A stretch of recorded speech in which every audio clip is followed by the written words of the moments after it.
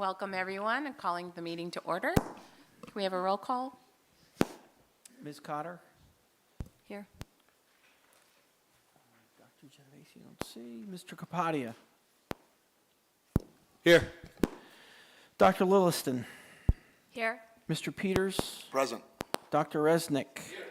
Mr. Slotman? Here. Dr. Stiliano? Here. Ms. Williams-Galliano? Here. We have a quorum. Wonderful, thank you. The New Jersey Open Public Meetings Law was enacted to ensure the right of the public to have advance notice of and to attend the meetings of public bodies at which any business affecting their interest is discussed or acted upon. In accordance with the provisions of the Act, the Hopewell Valley Regional Board of Education has caused notice of this meeting to be published by having the date, time, and place thereof communicated to the Hopewell Valley News and the Times on January 6, 2026. This meeting notice was also sent to Comcast Cable and Verizon Fios. The board reserves the right to enter into executive session during all meetings of the Board of Education. The meeting is being recorded for the purpose of board review, future reference, preparation of minutes, and viewing on YouTube Bulldog TV and the school district website www.hvrsd.org. Members of the public who intend to participate in public comment, we invite you to sign in prior to speaking. This will assist us with our record keeping. With that, please join me in the flag salute.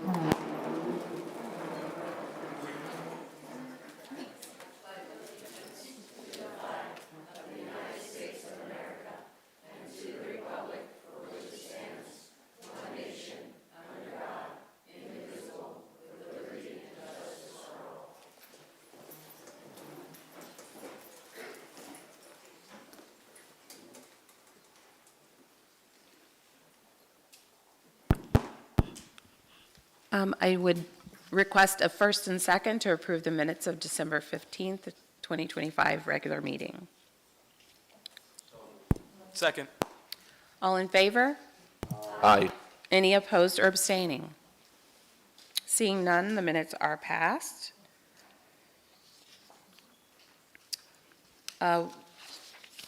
We do not have our student rep this evening. We had her at the last meeting, so we'll move right into recognition.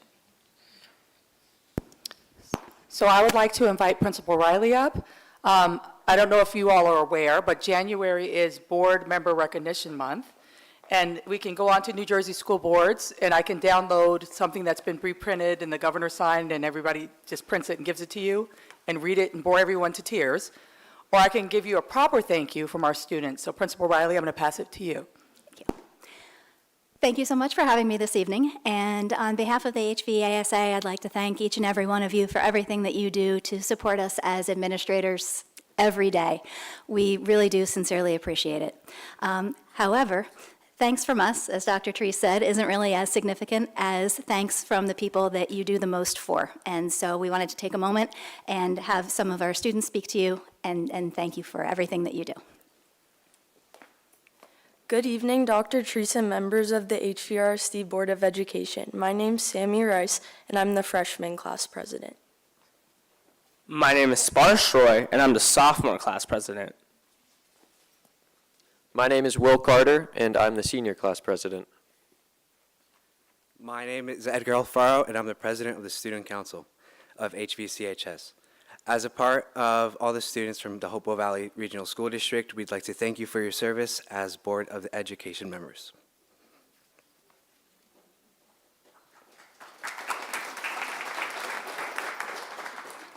This month marks the 24th annual School Board Appreciation Month, and we truly do appreciate everything that you do for this district. Governor Murphy recently shared that the 2026 theme in New Jersey for this year's celebration is Our Future in Public. We wanted to celebrate you in a way that reflects the opportunities that are provided in the public schools in Hopewell Valley, especially in a comprehensive high school such as HVCHS. With that in mind, some HVCHS students created personalized items for you in our makerspace. Thank you again for everything that you do.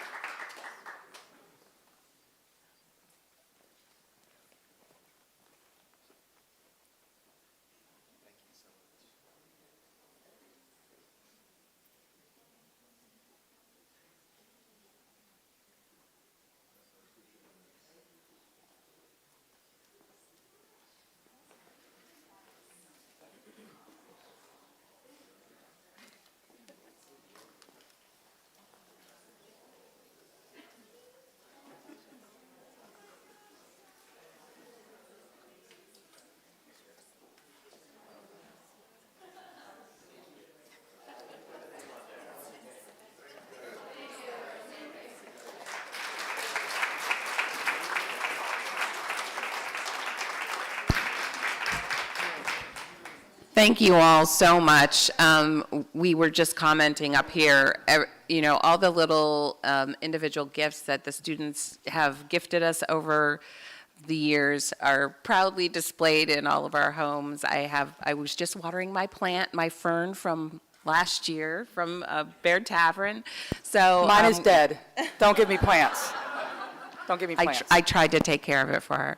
But truly, truly, we treasure all of these items, and we thank you so much for the opportunity to just enjoy with you the gift of education in Hopewell Valley.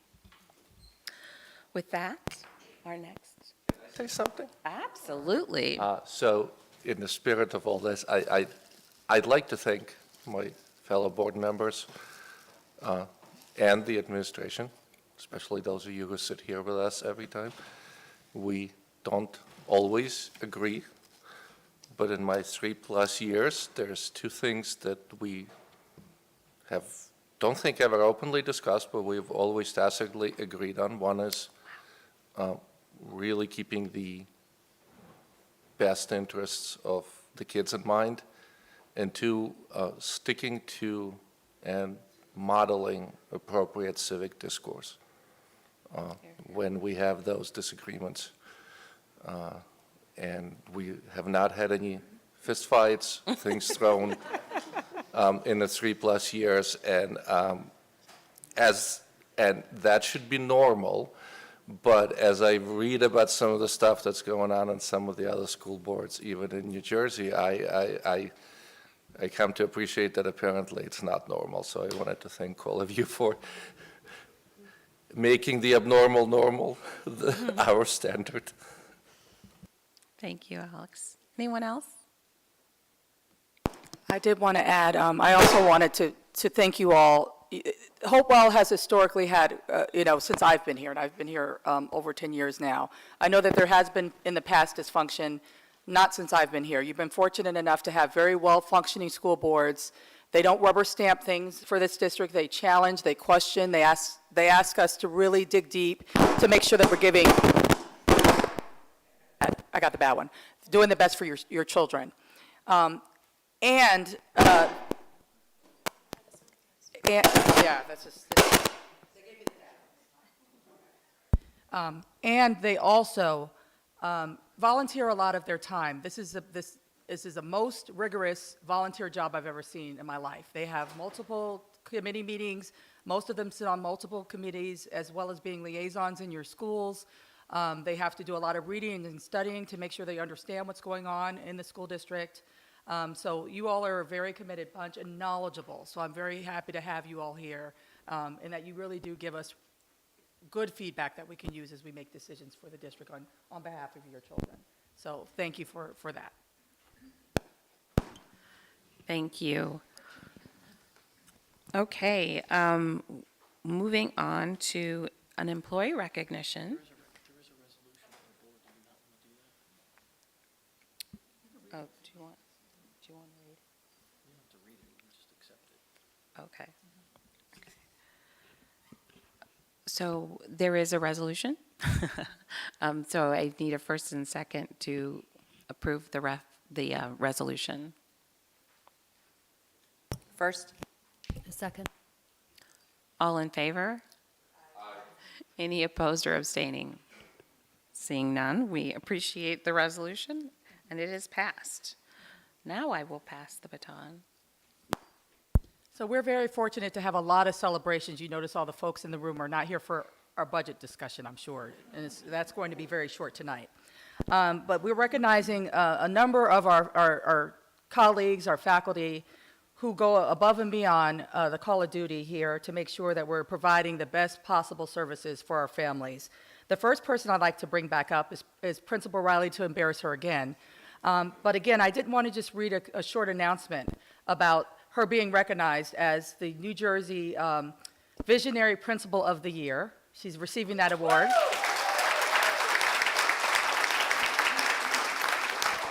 So she is the best principal in New Jersey. We'll see if she gets the national award. I think she'll get it, but I don't have any say in that. But I'd like to invite up two members of our team that would like to say a few more words.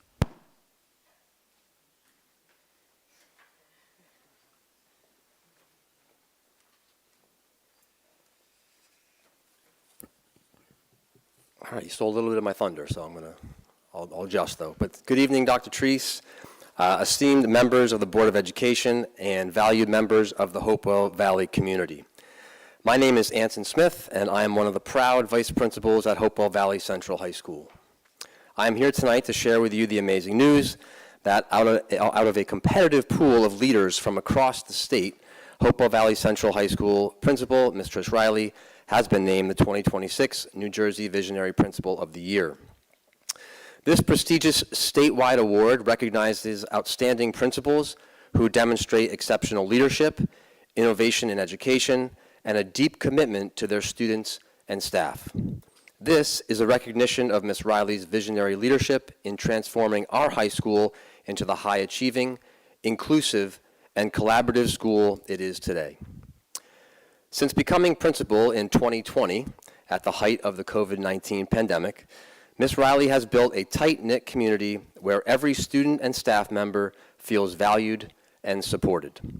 From walking the hallways and greeting student after student by name, meeting during Friday recitations throughout the year with every single student to celebrate their birthday, even those half-summer birthdays, pesky half-summer birthdays, collaborating with staff and parents, walking the sidelines of numerous sports events, sometimes cheering louder than the fans, and running the tapestry of annual performances are just some of the ways in which Ms. Riley makes every student and teacher feel important and seen.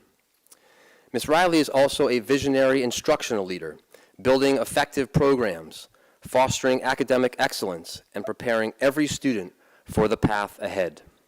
Her work with the Unified Program and development of the Service Learning Pathway are just a few examples of her dedication to ensuring that every student achieves excellence. Her work was recognized nationally when Hopewell Valley Central High School was named a National Unified Champion School in 2024. This prestigious award is given to schools that have met 10 national standards for creating a deeply inclusive environment, integrating students with and without intellectual disabilities through sports, youth leadership, and whole school engagement to foster acceptance, respect, and belonging. It is a shining example of her tireless pursuit of reaching each and every student who graces the halls of HVCHS. As a visionary leader, Ms. Riley doesn't just manage a building. She cultivates the students and staff inside it. As a champion for the whole child, she has transformed our building into a community where every student can find meaning and purpose. Ms. Riley is being recognized for this award because she makes everyone here want to be a better version of themselves. We are so fortunate to have Ms. Riley as our principal at HVCHS and are so proud that she has been named the 2026 New Jersey Visionary Principal of the Year. Thank you, and congratulations, Ms. Riley.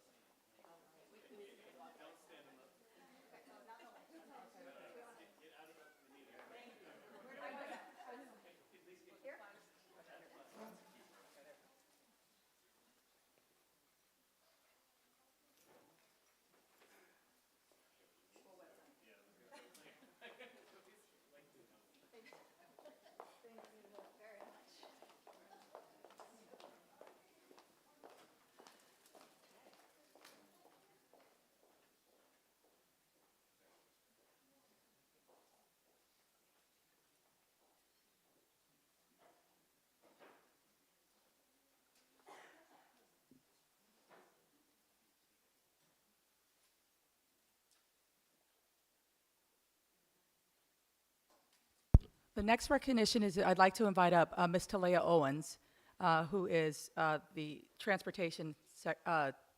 of Transportation. She's going to say a few words about her folks. I don't know if you all are aware, but pretty recently, how long has it been now, Mr. Calavita? About a month, 6 weeks. I went out to grab a sandwich, and I got a text on my phone, 911 was called in transportation, and I thought maybe somebody was having a health problem, I need to hurry back. I hurry back, and there's a whole bus on fire in our bus lot. And it's lined up against our bus fleet along the back fence. And because of the quick action of some of our transportation people, it stayed being just one bus that we lost. And we still don't know what it was. It was just a fluke. The bus was only 3 years old. It had all the proper maintenance, and it was probably some electrical fire that happens from time to time.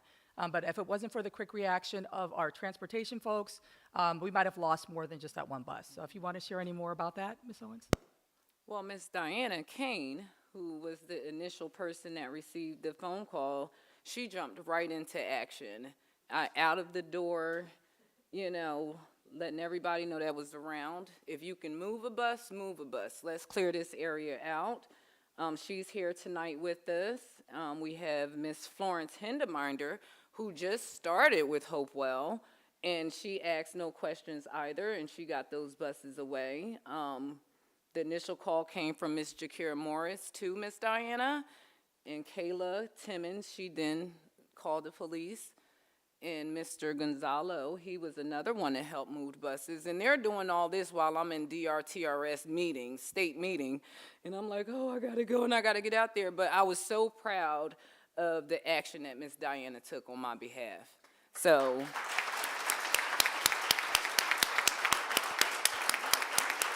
Yeah. We have a great transportation team. Yeah. So we do have certificates.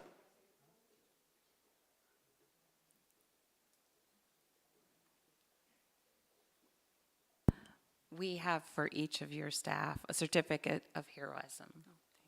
This certificate is proudly presented to each of them in recognition of your collaborative effort, bravery, and swift action in an emergency situation. Your teamwork and response made all the difference, and we appreciate your service. So thank you all profoundly. I know that you all act in such a way every day that we are proud of, but there are moments like this that we get to see the type of quality folks we have taking care of our buses, driving our kids, scheduling, and so we couldn't be more proud. So we will definitely make sure you each get your certificates, but thank you from the board, profound thanks. Anyone else from the board want to speak? Our finance committee chair.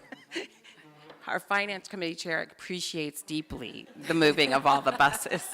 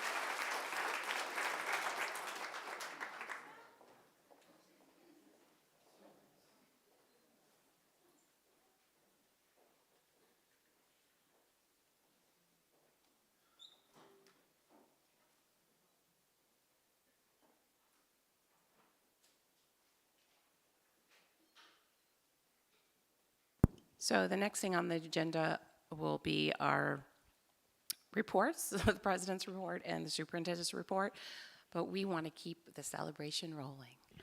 So we are going to recognize the recipients of the Governor's Teacher Educational Service Professional Recognition Award and the Support Staff Professionals of the Year.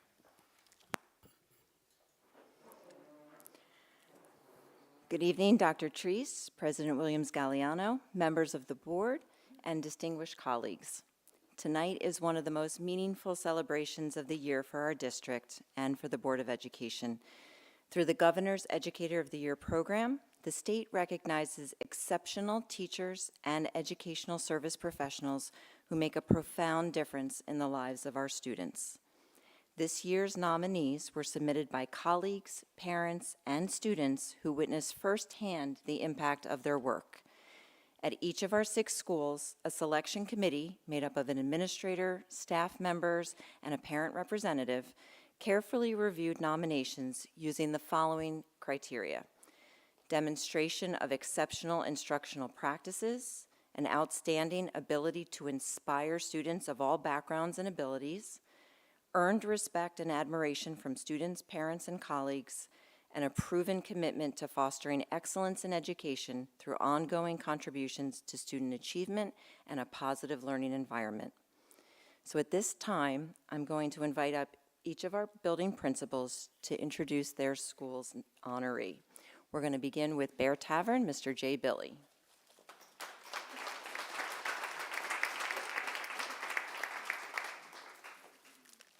Thank you, and thank you, Board, on this Board of Education Month celebrating.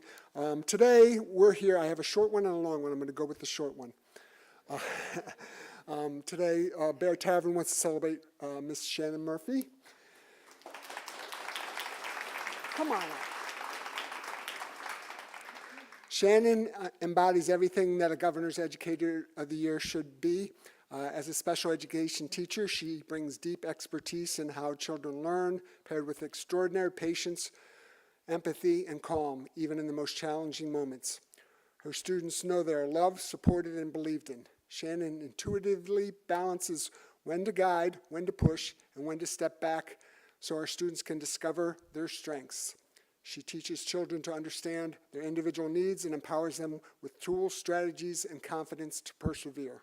Shannon's care extends far beyond her classroom as she supports school-wide events and activities such as INRS, Character Strong Tier 2 team, and collaborates with teachers to implement intervention plans. She serves as a trusted resource and mentor and problem solver for her colleagues. Her commitment to professional growth is exceptional, and she actively pursues training, higher education opportunities, and specialized literacy work, all of which strengthens both our school practice and our school community. In addition to her demanding teaching role, Shannon gives generously of her time through numerous committees, student government, mentoring, even organizing our book nook. Colleagues describe her as the person they go to for guidance, encouragement, and expertise, someone who elevates everyone around her. Shannon's dedication, warmth, professionalism, and unwavering commitment to students make her an essential member of Bear Tavern and deserving of the Educator of the Year award. Thank you, Shannon.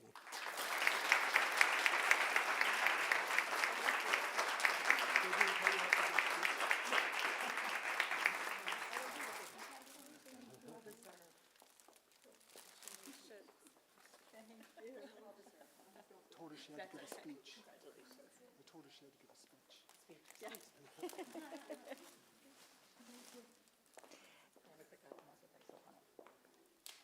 Next up, Dr. Bertel from Hopewell Elementary.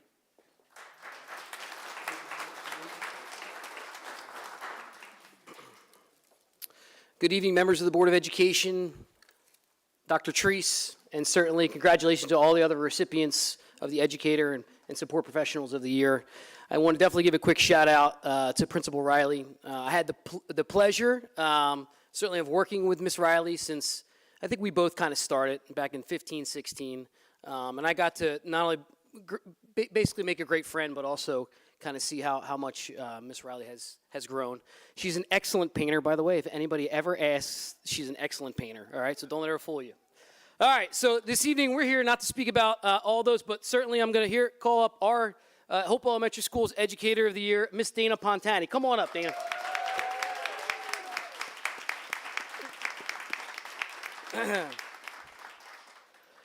Hopewell Elementary School is proud to recognize second grade teacher Dana Pontani as our Educator of the Year, a title that perfectly reflects the extraordinary impact she has not only on her students, colleagues, but the greater community.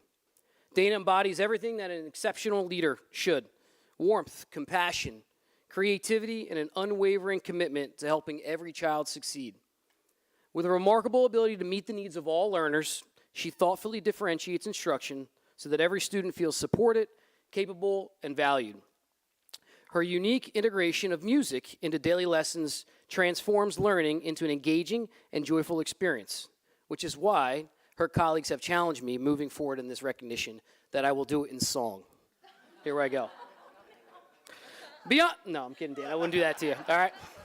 But beyond the classroom, Dana's certainly dedication shines through her deep involvement in the community, whether performing at local events with her band Castle Lane, attending her students' soccer games, welcoming families to her home for seasonal traditions, or participating in district celebrations like the HVA Retirement Luncheon or the Memorial Day Parade in Borough Hall. She continually strengthens the connection between home and school. Her presence outside the classroom sends a powerful message to students that she cares about them as individuals, creating lasting relationships that extend far beyond the school day. And as a colleague, Dana is a collaborative, reflective, and inspiring, the teammate everyone hopes to work alongside of. She serves as a leader within the school through committee work, mentorships of student teachers, enthusiastic contributions to school culture and traditions, like hosting our staff party 3 days before Christmas. Thank you, Rob, by the way, for letting that happen.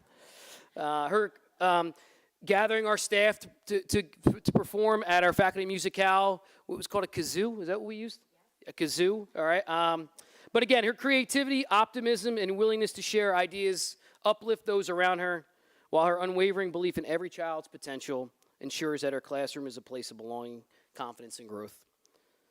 We are so proud of Dana Pontani, and she is truly deserving of the honor of Educator of the Year at HES. Thank you.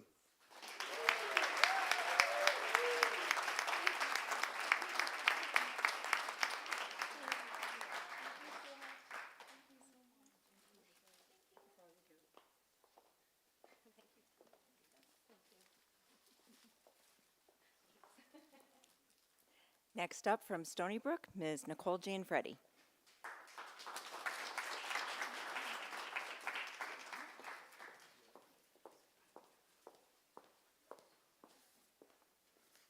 Good evening, Dr. Treese, Ms. Galliano-Williams, members of the board, community, and a big congratulations to all of our recipients.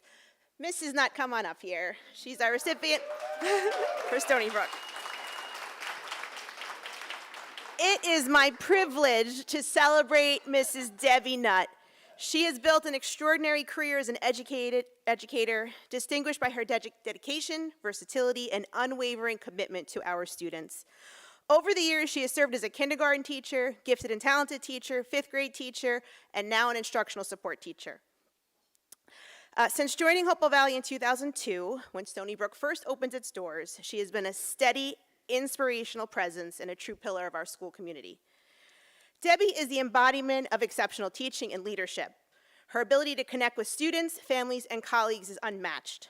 Through genuine respect, kindness, and open communication, she creates relationships that uplift and empower. She takes the time to understand every child's strengths, interests, and needs, cultivating a classroom where students feel confident, valued, and inspired to learn. As one nomination beautifully captured her impact, Mrs. Nutt demonstrates an unwavering dedication to the teaching profession through her commitment and passion, with a particular enthusiasm for mathematics instruction. Approaching each day with energy and a genuine desire to make a lasting difference, she strives to help her students discover logic and real-world relevance of math.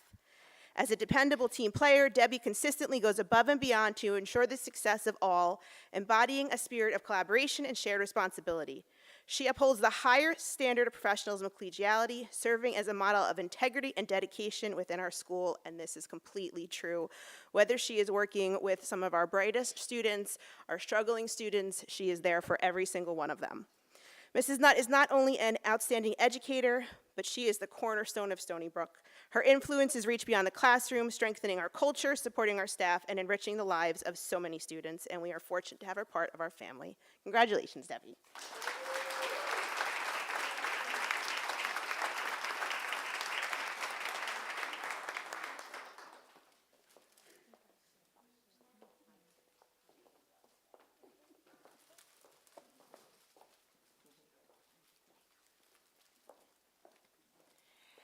And from Tollgate Grammar School, Melissa Laurie.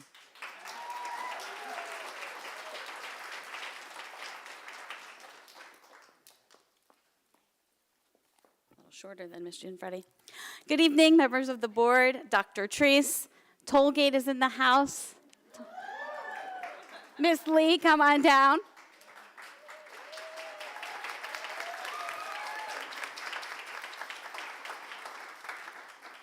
I am so proud to honor Miss Lee on behalf of Tollgate as the Educator of the Year. Hopewell has been fortunate to benefit from Miss Kim Lee's talents ever since she began serving as a substitute in the district after stepping away from education to raise her children. In 2021, she officially joined the Tollgate family, and from that moment forward, her influence has been felt in every corner of our community. In the classroom, Miss Lee shines with a rare talent. She treats every child as a true individual, recognizing and nurturing their unique strengths.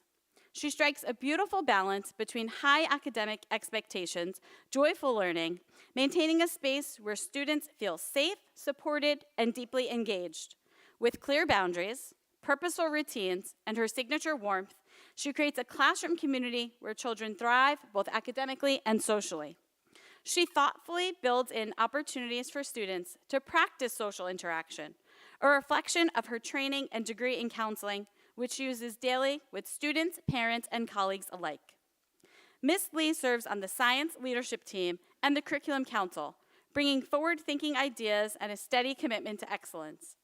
At Tollgate, she extends her leadership even further, contributing her energy and expertise to the Spirit Committee, Faculty Council, and SEL Committee. Her colleagues describe her as the dedicated team player who freely shares those ideas, resources, and encouragement. Her positivity is contagious. Her professionalism is matched only by her creativity and her heart. One of the parents shared, outside of the classroom, Miss Lee is everywhere. She's a constant positive presence in the Pennington community. You'll find her at the Tollgate picnic, chatting with parents, reconnecting with former students. At the HVCT performances with flowers for children making their acting debut, and at STEM night enthusiastically running tables for the PTO. I've even heard in the summer you can find her on the high dive. only once a year. Her dedication extends to her fellow educators as well. She fosters community and camaraderie by hosting planning sessions and social gatherings in her home, rallying groups of teachers to attend the PTO Spring Social. Ms. Lee embodies what it means to be an exceptional educator, committed, innovative, compassionate, and wholeheartedly invested in her students. Her impact is felt not just in her classroom, but throughout Tollgate and beyond. Congratulations, Ms. Kim Lee. We are so proud.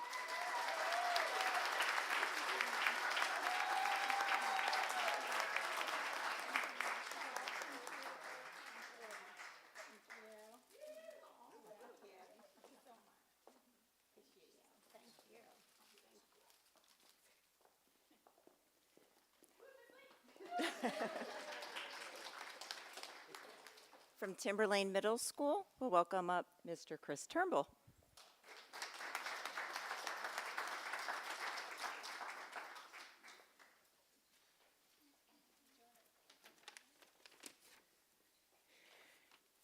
Good evening, members of the board, Dr. Treese, members of the central office, and of course, members of the Hopewell Valley community. I'd like to start by congratulating all of our honorees tonight. Your contributions help make Hopewell Valley a special school district and an amazing place to work. We celebrate your accomplishments tonight, but we also recognize your work and impact for years that have led to this important recognition. Thank you for making a difference. But it's my great honor tonight to talk about one specific teacher, Timberlane Middle School's Governor's Educator of the Year, Mr. William Russell. Come on up, Bill.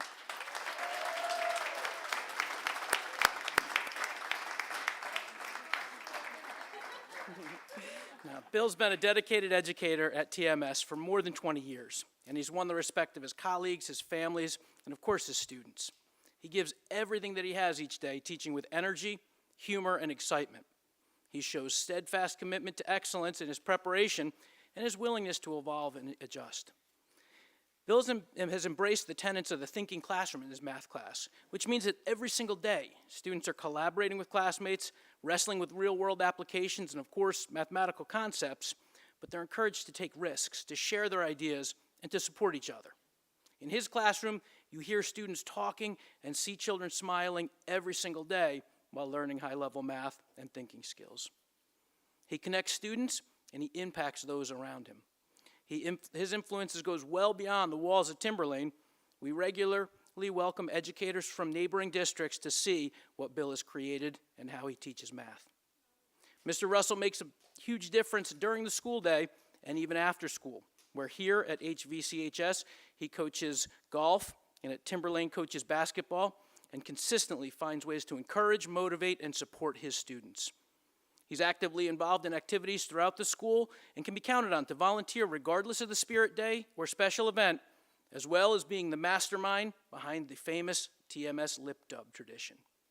He's calm in the face of adversity and has the rare ability to bring a calm, measured approach with optimism and positivity. But don't take my word for it. I asked some of the students why Mr. Russell was special. Some gave detailed and retrospective replies stating that Mr. Russell made a huge impact on my learning. I remember walking into this class in 6th grade unsure and nervous. But as soon as we started, he made the room into a safe space where I was able to share ideas and learn from others. I really enjoyed how we used the boards around the room, which made it a lot easier to learn instead of just sitting in a chair and listening the whole time. It gave me a chance to move around.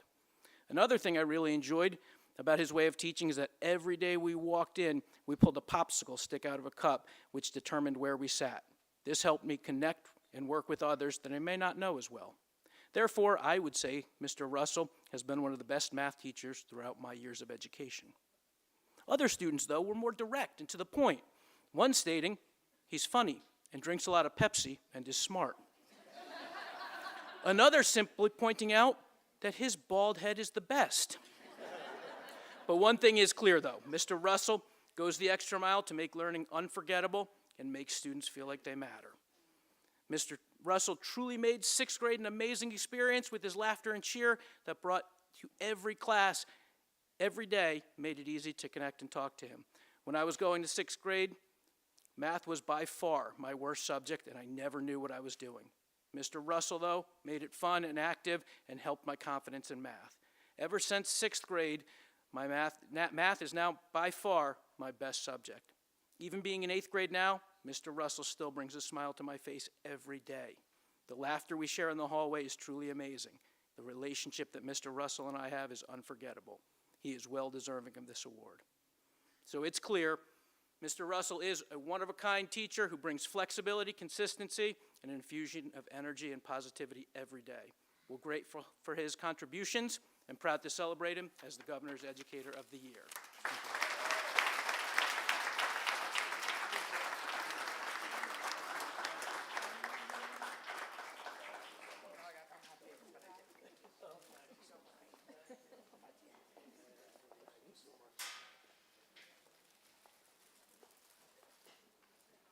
Well, and since she hasn't been up here enough tonight, we're going to invite Ms. Riley to come back up to speak about our high school winner.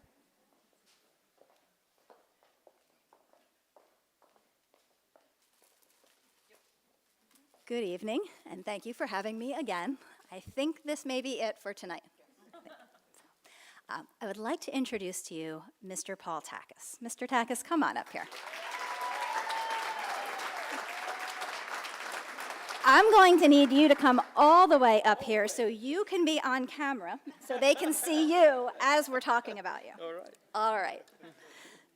Mr. Paul Takis is a talented history teacher who has been a member of the HVCHS faculty since 2006. Over the past 20 years, he has taught a range of courses, from world history to U.S. history to advanced placement U.S. government and politics. Mr. Takis' students describe his teaching style as engaging and supportive, noting that his calm demeanor and positive attitude create a welcoming and encouraging classroom environment. Mr. Takis's instructional impact is also significant. As one student stated, his classes taught me how to think critically, write persuasively, and engage thoughtfully with complex issues.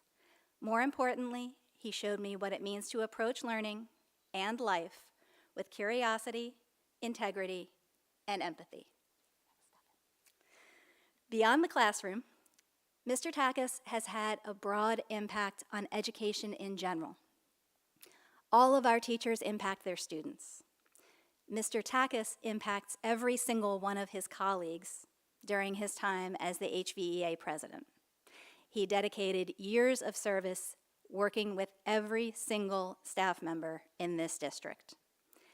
Then, in case that wasn't enough, Mr. Takis chose to provide service in the same way you all have in his home district, serving as a Board of Education member and eventually a Board of Education president. So his impact on education extends far beyond the classroom to his colleagues and to his local community. This guy, he truly does it all. Mr. Takis truly emulates what it means to be an exceptional educator. As one of his colleagues shared, Paul represents the best of what it means to be a teacher. His influence extends far beyond his own classroom, and his positive impact on students and the school community is immeasurable. HVCHS is honored to select Mr. Paul Takis as the 25-26 Governor's Educator of the Year. Congratulations to you, too.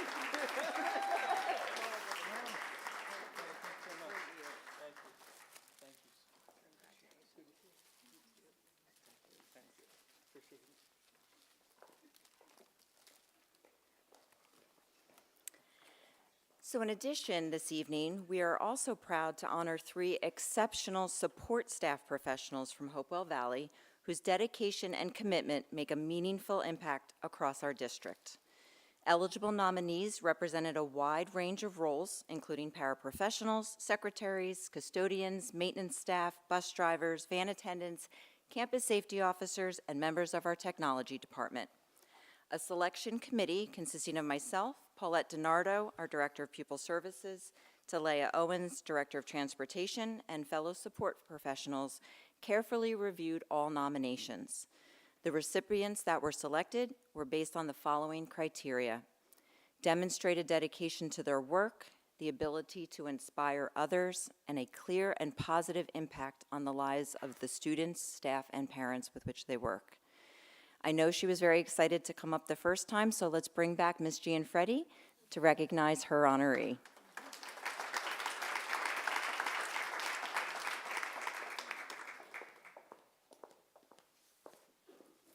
Good evening again. I am so honored to be celebrating Mr. S. Mr. S, come on up here.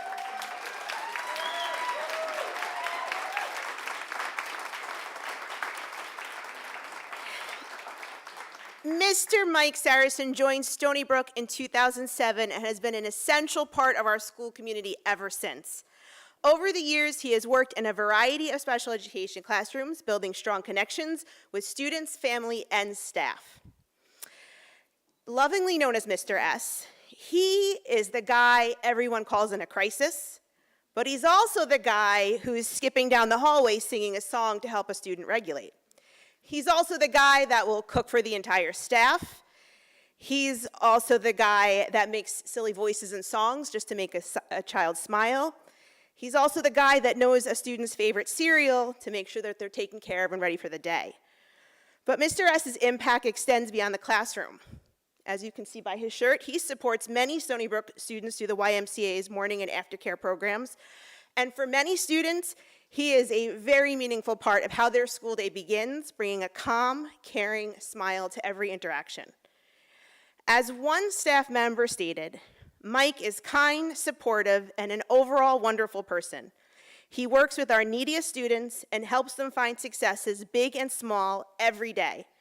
I have worked with Mike many times over the years, and he is truly one of the best. We are so fortunate to have you at Stony Brook, and I am so excited to celebrate the extraordinary care, dedication, and heart you bring to our school every day. Congratulations, Mike.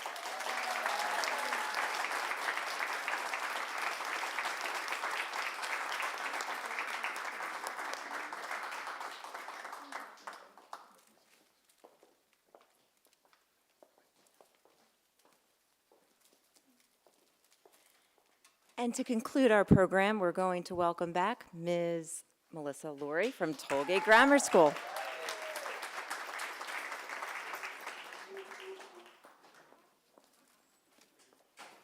Good evening again. Tollgate back in the house. Woo! I have the pleasure of announcing 2 Support Professionals of the Year. The first Support Professional of the Year I would like to announce is Mr. Calorio. Mr. C, come on now, Mr. C. This is an official call of 1 to 20. I am proud to recognize Campus Safety Officer Mr. Joseph Calorio as the 2025 Support Professional of the Year. Mr. Calorio joined the Tollgate family in 2023, bringing a wealth of experience to his role, drawing on his service as a retired lieutenant from the Lawrence Police Department. His expertise, calm demeanor, and proactive approach to safety has transformed the way our school feels and functions each and every day. As one teacher perfectly captured, Mr. C maintains a visible and reassuring presence throughout the day, greeting our students by name, monitoring our school and grounds with care, and fostering trusting relationships that make everyone feel secure. His influence is undeniable. In a recent staff survey, 99% of our staff reported feeling safe at school, which is a remarkable statistic, speaking volumes about the culture of security and trust that Mr. C has built. Mr. C, as the students call him, is not only vigilant, but he's extremely proactive. He walks the perimeter daily, collaborating closely with the police department and ensuring that our entire staff is trained and confident in ALICE protocols. Beyond his professional expertise, Mr. C brings a warmth and approachability that makes him an integral part of our student experience. He can be spotted giving fist bumps in the morning, chatting with students as they enter and exit the building, and making personal connections with every child, ensuring that they feel seen. Mr. C will go to any length to keep our students and staff safe, and he does so with humility, kindness, and a genuine commitment to our community's well-being. Congratulations, Mr. C.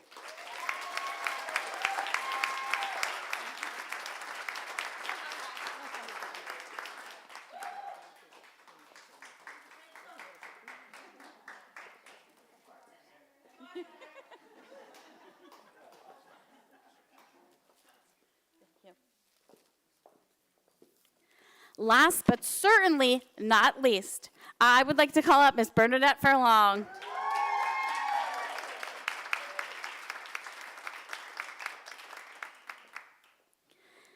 It's my honor to recognize someone whose dedication, enthusiasm, and heart have shaped the Hopewell Valley community for more than 2 decades. Ms. Furlong joined Hopewell Valley in 2001, and from the very beginning, she brought with her an extraordinary blend of kindness, creativity, and passion. Throughout those years, she has been a guiding hand for our kindergarten students, helping our youngest learners take their first steps into school with both confidence and joy. More recently, she's enriched the lives of our ERC students with the same steady support and boundless compassion. A colleague captured her spirit perfectly when they shared. Ms. Furlong possesses a remarkable ability to connect with children through her love of music and performance. Her warm, upbeat personality helps foster a welcoming classroom environment that embraces both students and families. And that gift for connection extends beyond the school day. Ms. Furlong serves with dedication as the Vice President of the HVPSA and as the Building Representative for Tollgate. She's an active member of our Spirit Committee, Faculty Council, and is always working to uplift the staff morale. Ms. Furlong is also a pillar in the Hopewell Valley community.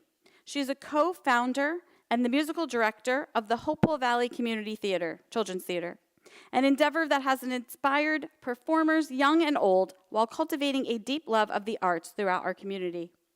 Through music, performance, and mentorship, she reminds us all of the power that creativity has to bring people together.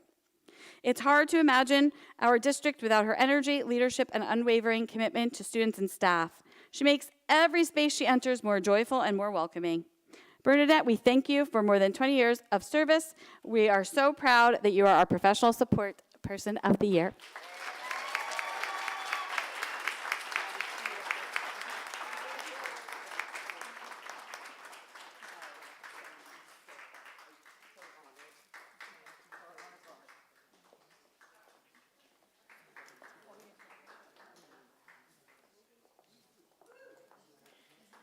Congratulations to all of our honorees this evening. Thank you for being here and supporting them. And we would like to get a picture of all of our winners, if we could, out in the hallway really quickly. That would be great. So thank you all so much.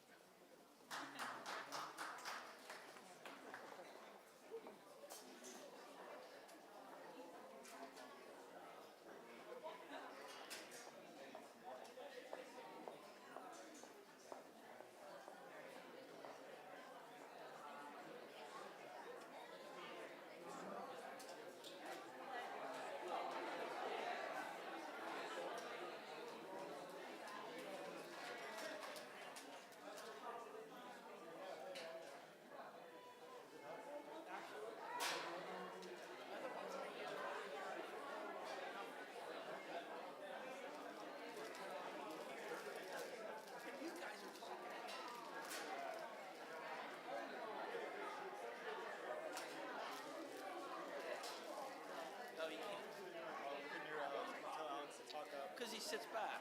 Right.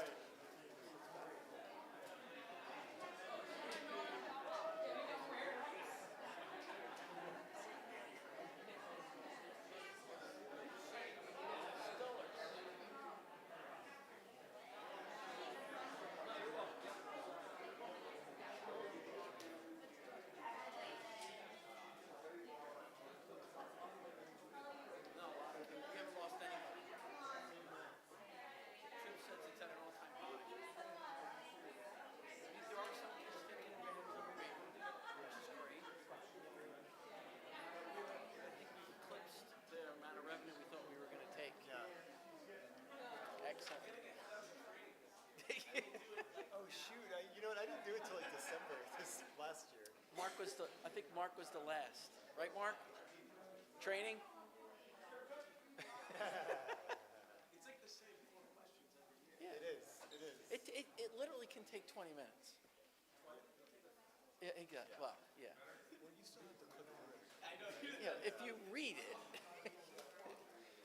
if you want to click through it, yes, fine. Well, no, but I think you actually have to learn. Yeah. I mean, if you really want to get something out of it, you should go to the one in person.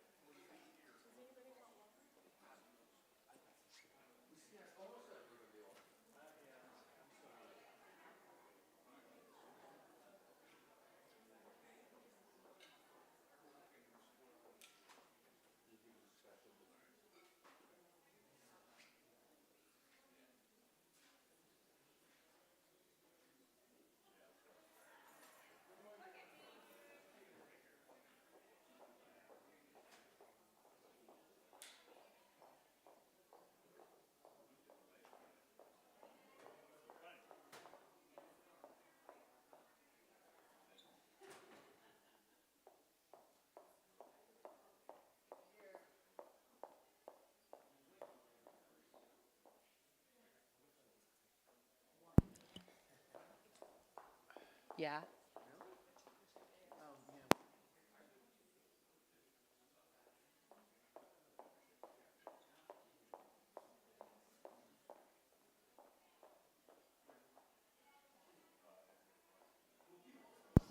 Okay, everyone back in there. So we're going to continue the agenda with the favorite part of the evening. Just joking. The budget overview.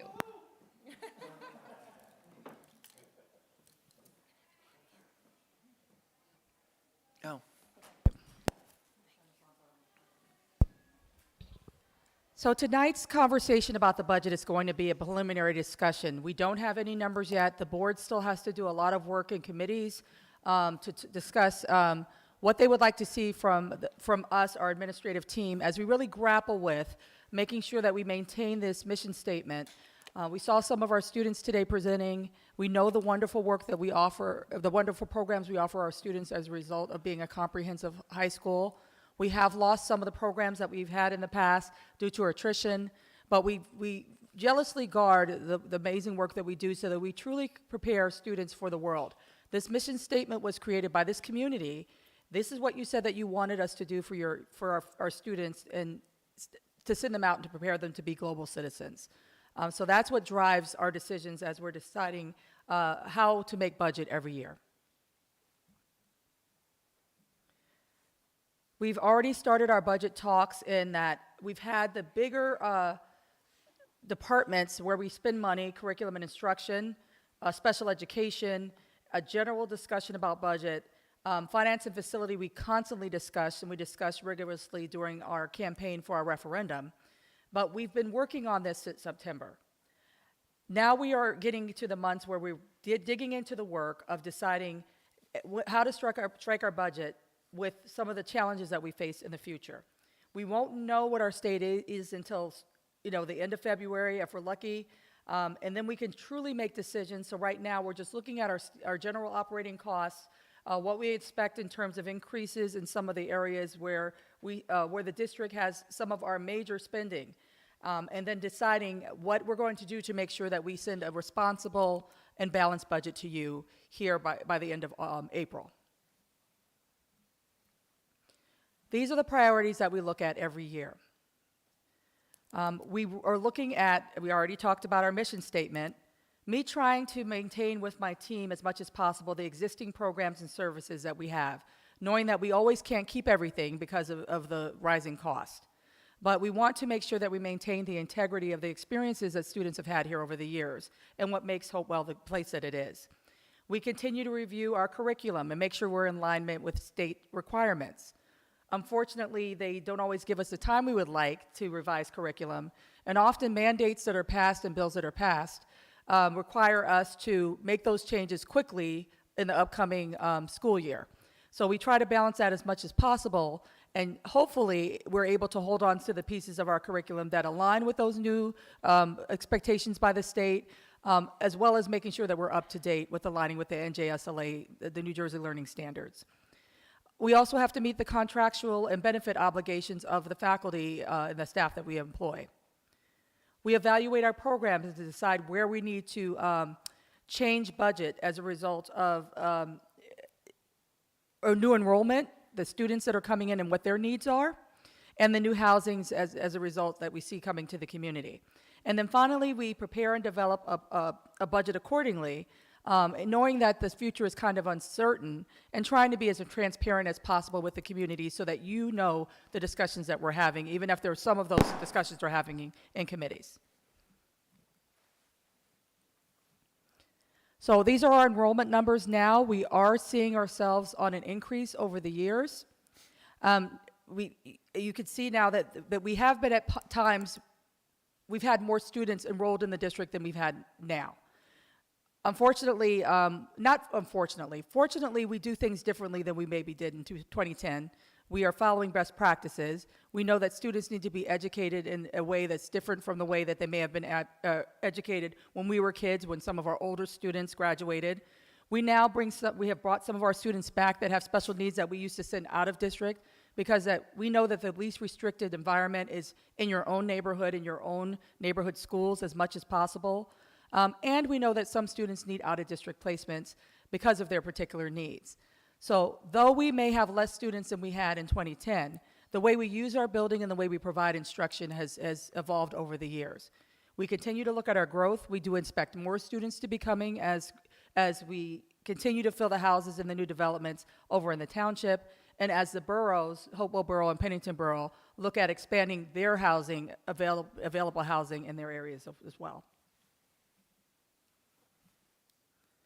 Things that we consider is the revenue streams that we have available to us.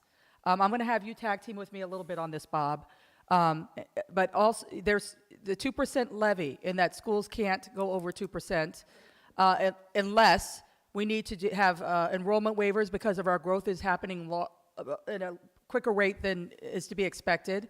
We have gotten some benefits from enrollment waivers, although our growth has not been significant enough for that money to be substantial.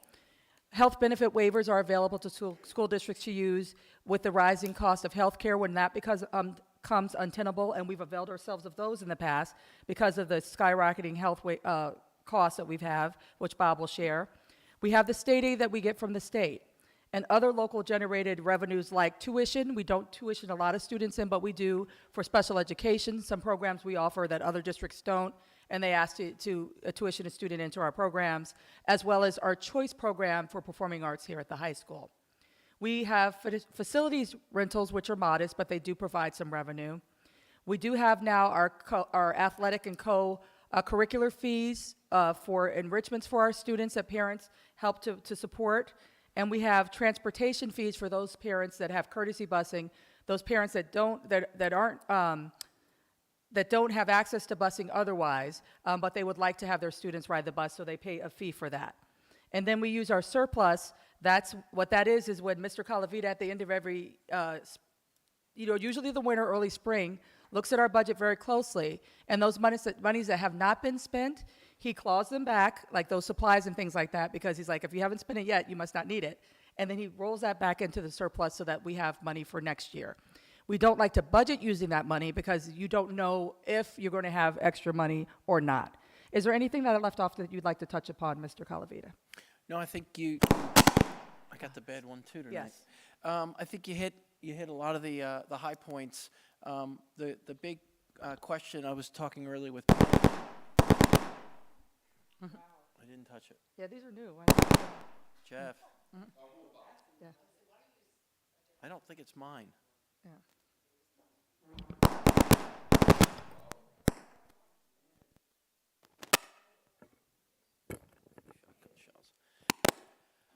We do get approximately $7 million in state aid each year.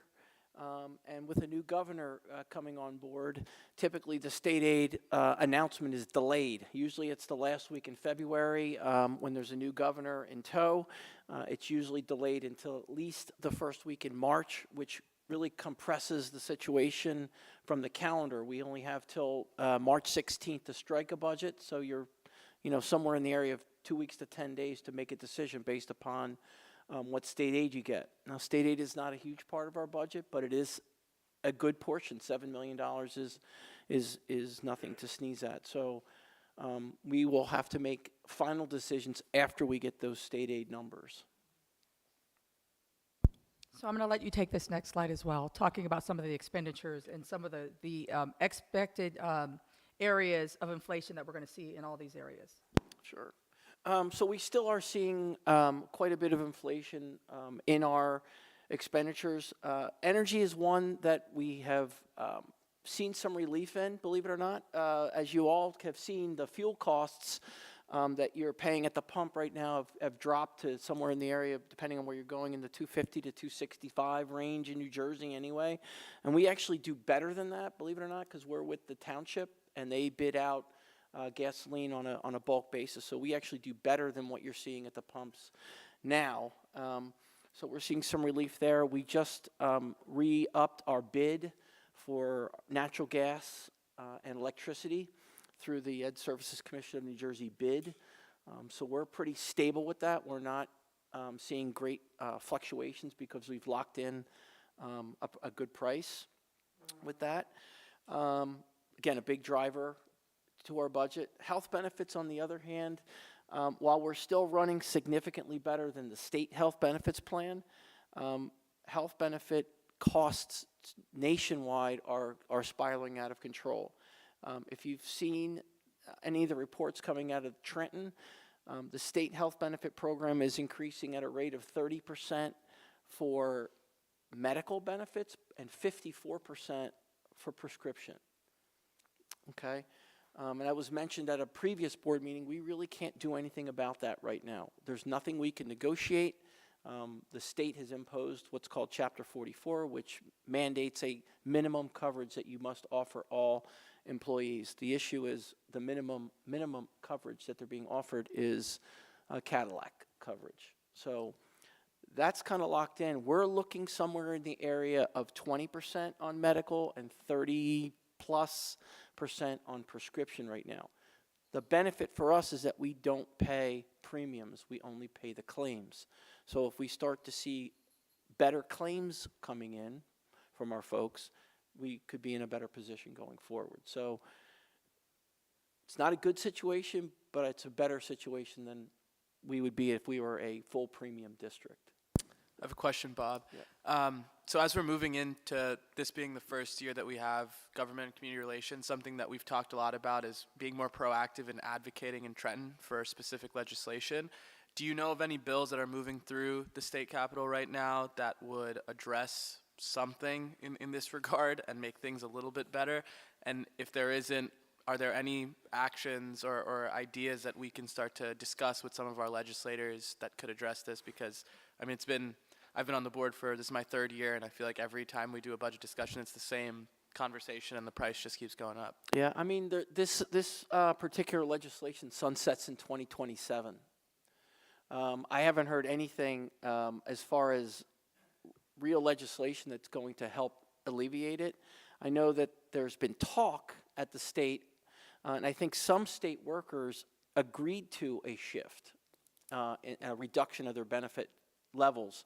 We haven't seen any. That's with the state portion of it. The local government and educator portion of it has not been, they haven't brought anything up with that.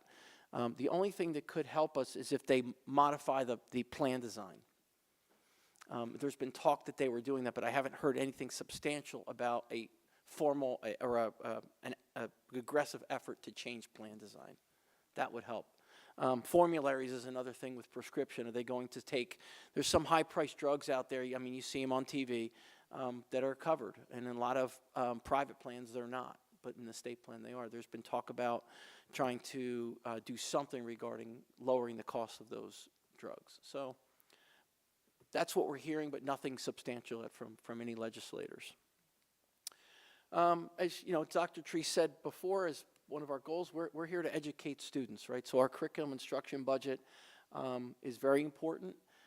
It's, you know, Vicki has helped us maintain this year. We've kind of reduced the amount of curriculum writing we've done. We've done it in different ways to cover those state changes that we need to do and to continue to monitor what we're instructing the students. So again, a big part of our budget, but we're trying to scale back a little bit in how we do it and change how we do things. Transportation, the allowable increase this year to our contracted routes, not internal, but our contracted routes, is anticipated at 3.6%. We have gotten good news from our main supplier, Rick Buss, who's agreed to forego an increase this year, which is great. However, Dr. Teresa and I are meeting with our demographers to talk a little bit about the restructuring of sending districts to see where we may achieve some savings to move some kids from here to there and vice versa. If we do that, unfortunately, we have to rebid those routes. So you wouldn't be locked in at that. We would hope that they would try to meet the same price. But if we do decide to move some routes, those routes would have to be rebid by state law. You can't just move around a route from place to place without changing the terms of the contract. So I'm hoping that the majority of our routes will remain unchanged, and we can take some of that savings. Property and casualty insurance, I am waiting for our first pass on that. Last year, we did very well with our increase, but we were finding out that we're being lumped into the same categories as the states. Now, the California fires are anticipated, and believe it, they happened last year at this time, I believe last year at this time, are going to affect rates this year because of all the damage that was done last year and how they pass on the costs of insurance to the rest of us. So I'm hopeful with that. Because it's basically a general liability pool of insurance, and insurance companies all over were hit very hard by those fires and other natural disasters that are going on, and they pass on the costs globally.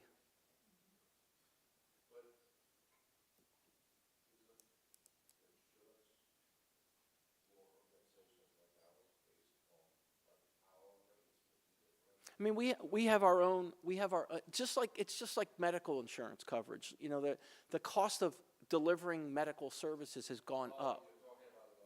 Overall, right. So, while we're. No.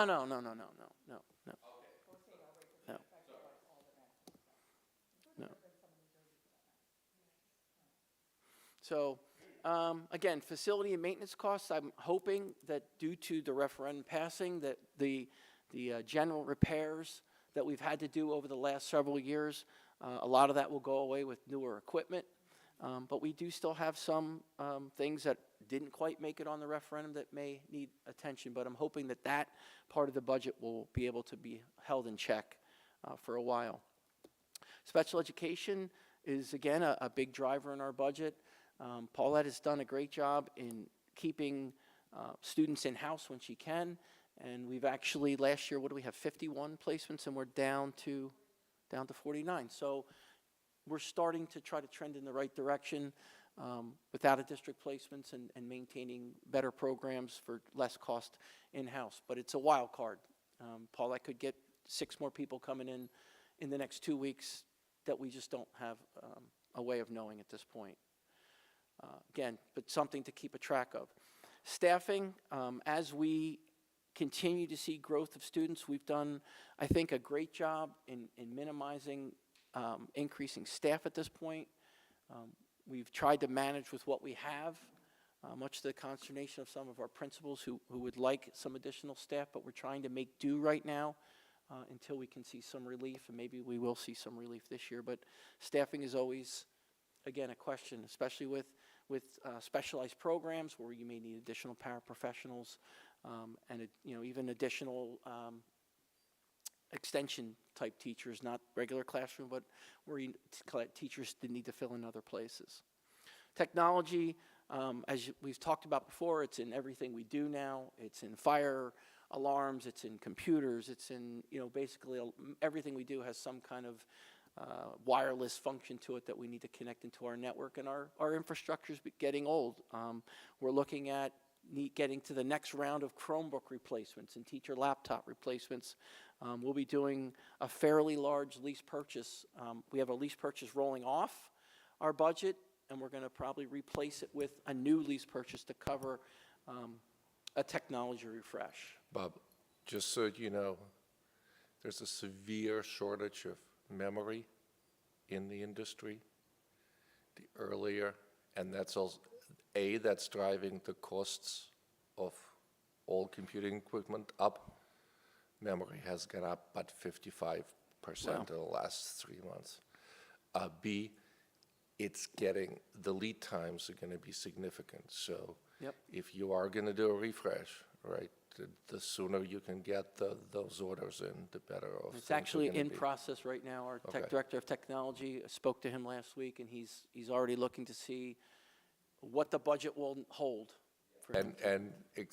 Well, I think for things like laptop, you're probably going to be okay if you're buying any data center stuff, including just cloud services, right? Even if you're buying it from AWS, expect a sticker shock. Sorry.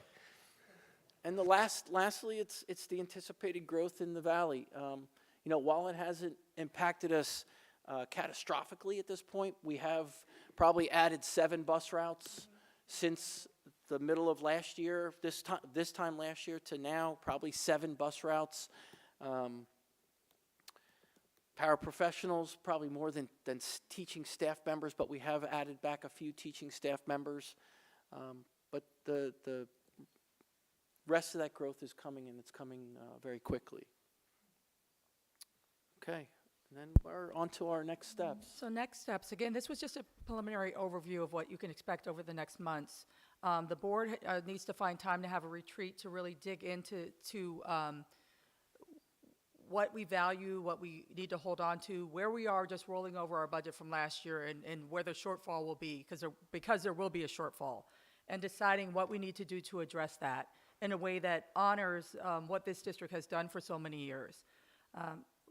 I'll be talking after that retreat, and I've already started the conversations with my budget managers. Those are my principals, my supervisors, the folks that are in this room sitting at the table with me on prioritizing what things we need to hold on to and what things we're going to have to, quite frankly, let go of. We'll finalize our projected expenditures based on that community, that the referendum is just one mechanism that school districts are availing themselves of to balance their budgets. We all are struggling with this, and I do not want Hopewell to look like some of our sister districts and brother districts around us, like, for example, Robbinsville, who is they're cutting all sports and extracurricular activities. I'm going to repeat that, all of it. They're cutting it. All sports and extracurricular activities are on a referendum right now because he can't see how he's going to maintain those over the next 2 years. And that's in a referendum. They already are paying to play. I don't like that term, but they're already paying activity fees. And it's to the point where they can't raise it anymore, and they're trying to strike. They've already had a reduction in force, which he has to look at again. They're facing some very, very difficult times. We saw another district, Brick, that basically, because they couldn't come to a budget, just almost threatened to file bankruptcy. So that's not who I want us to be. We've held things together, but we are going to have to let some things go. District was growing, and we were considered underfunded. Those districts were considered overfunded and not growing. So they lost, we gained. Districts like Robbinsville fell into a different realm. Their population changed significantly. The wealth in the community grew, and the funding formula is based on several things, but wealth is a big part of it. So the wealth of their district expected a bit greater contribution from the community that Robbinsville had not given before. So they were expected to give more from local, and they got less state aid. And I say less, they were held flat. But flat state aid in that environment is a cut. To continue to I need to finalize a few other expenditures, and we're working closely with Tana's office to make sure that we have everybody who we have on staff right now, the actual people that are going to be filling those positions at the end of the year, and how we're going to roll it forward. We don't want to miss anybody. We don't want to come up short, because you miss a few people, it could be devastating. So that's going to be finalized, our health benefit number, our insurance numbers, then we could begin to talk about, here's where we stand all in, and let's start with, we've talked about scenarios, what it would be if we didn't increase the budget at all, we went to cap, or we tried to keep whole. And then, Brett, when will we know that? Yes, waivers come from the mechanics in the budget software. I can calculate my waivers now, except for enrollment, because I'm not sure, I don't have the final numbers from ASSA yet. ASSA's a report where they take account on October 15th, and the enrollment number goes from October 15th to from October 15th last year to October 15th this year, and they calculate an increase. Now, we went up. Our October 15th count last year was 3,400 students. That's resident students, and this year it's 3,505. So it's 105 students, which should yield an enrollment adjustment. Additional time to evaluate and look at the budget document, because it's, they're just starting, and now they've got to be brought up to speed. So the latest we've ever gotten it was like the 8th or 9th of March. Typically, it should come that week after, maybe a week, 7 days after working days anyway after that. So we're looking at the beginning of March. And then again, it's a quick turnaround. So, what we'll probably have happen is, depending on where we are in February, we might have another retreat scheduled right after that state aid number comes out. If it's bad, if it's status quo and we've come to a good place. You both for that. Moving on, any old business items? Okay, seeing none, we're going to move into our first public comment section. Members of the public are invited to address the board on any matter for a maximum of 3 minutes during this portion of the meeting. You're asked to state your name, address, and municipality. In response to your comments, the Board of Ed may respond or direct the superintendent to do so. The board may also opt to take the matter up at a future meeting so that the matter is researched by the district administration. For timekeeper. So I'm the official timekeeper. You have 3 minutes. At 2 minutes and 30 seconds, I'll hold up a yellow sign. At 3 minutes, I'll hold up a red sign. Thank you. Public comment is now open.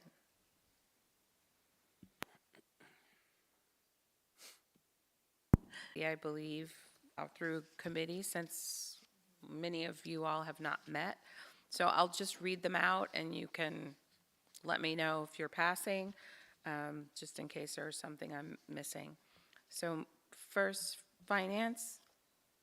I think we just have 2 actions we have to take, Bob. Is that accurate? Mm-hmm.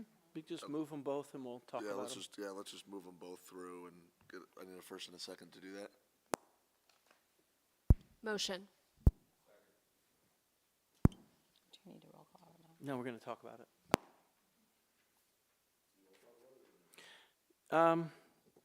You could talk about the donation? Very much appreciate the vote on it.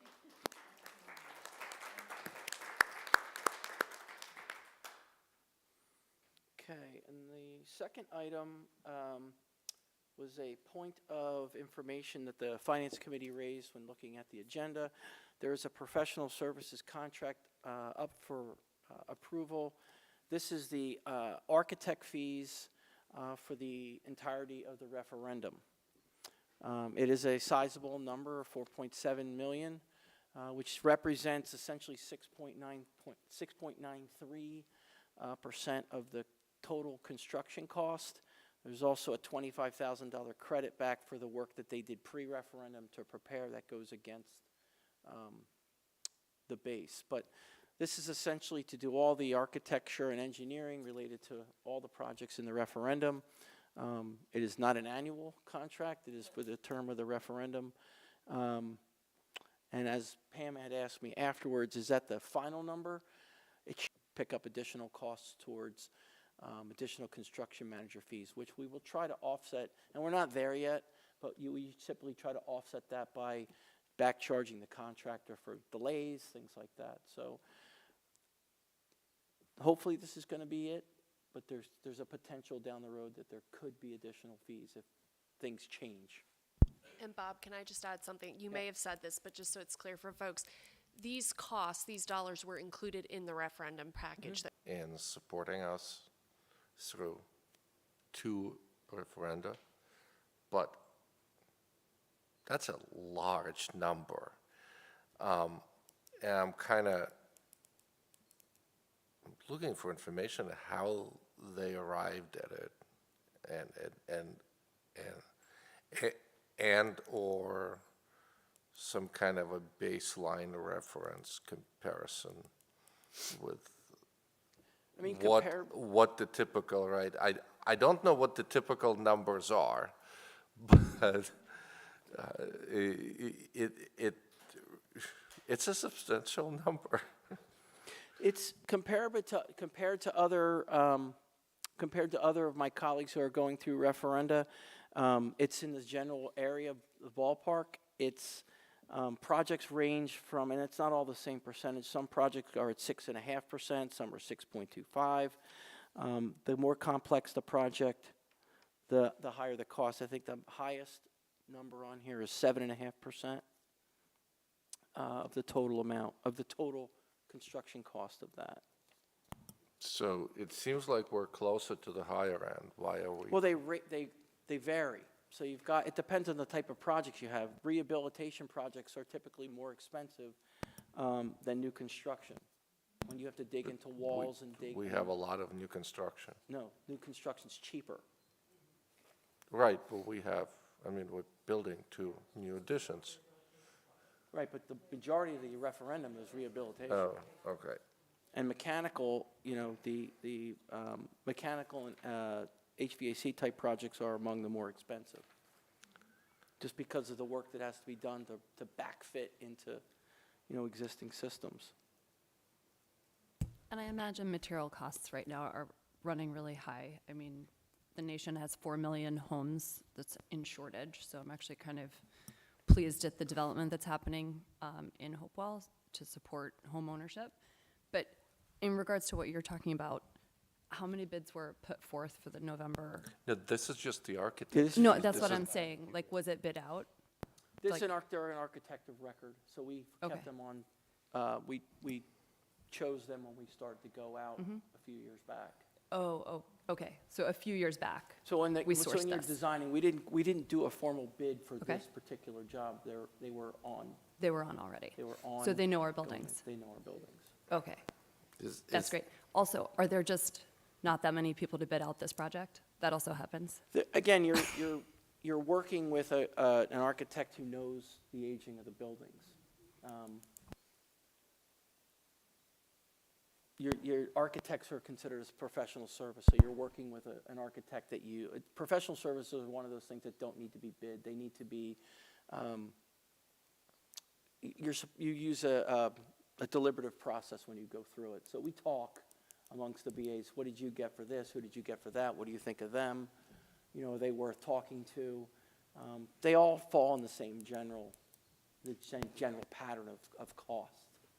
So to switch and bringing up a company that you may not have worked with before or doesn't know your buildings may not give you the same, you know, level of expertise on what you're doing.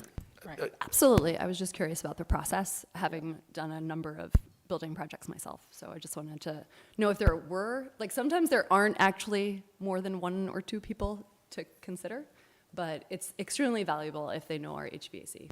The other reason why we like to use this particular company too well is that they're local. A lot of times, if you have an architect that's out of area, there's a charge for them to come visit, there's a charge for them to be on site. But we have been fortunate that these guys are right on Reed Road, so they've been very supportive of us. Another reason why we use them is because when they do come out, there's not a charge for every hourly service that they do. When we come out and, you know, the finance committee knows when George or one of their guys comes out for a finance committee meeting, there's not a charge for that.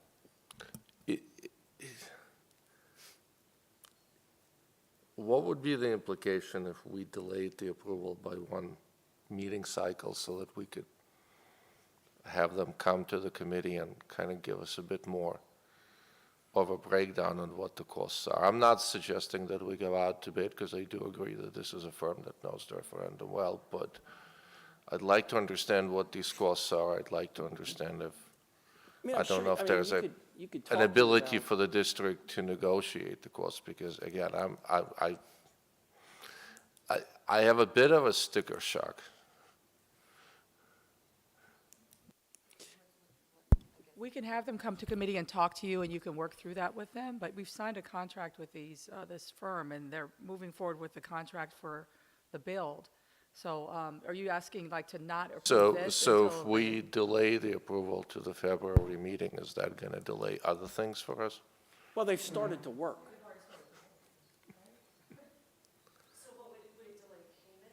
Yeah. But you are, right, that's all you're doing is delaying their payment. So, but, you know, I get it. You're having there's no reason why at our next meeting, we're getting ready to set those dates, you have them come and talk through that with them. If we approve it today, right, it's approved, so at that point, I'm interested in a bit more than just a conversation and explanation. I'm wondering if there's any room to kind of negotiate this down a bit. I mean, I guess anything's possible. I mean, it's a lot of work. That's why you're talking $84 million in contracts that they're going to be doing designs for. So It's a lot of work, but it's also a lot of money. Yeah.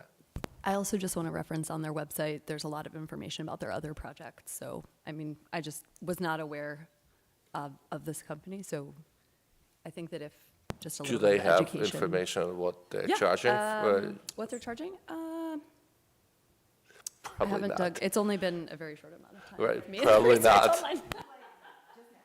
Yeah, can I, sir, is this thing on? Yes. I just, echoing Alex, if there's, I know I'm not on the committee, I appreciate that, but certainly, share the same concerns, and if there's just a way to get a sort of better accounting of everything and just understand where they're coming from, and then also what the sort of standard is, I guess, because there's been a lot of large referendum around here, so I'd be curious. Suggesting that we go out and get someone else. If this was like in a $1 to $2 million range, I'd be like, okay, this makes sense. But we're pushing $5 million here. Just the information that's available on the website. There's about 15 bids, and they range from $17 million at Princeton Public, HVAC systems, the community park. There's Pitt School. There's about 5 schools listed with bids and how much and what the work is. So I think if we just do some website research, it's within range.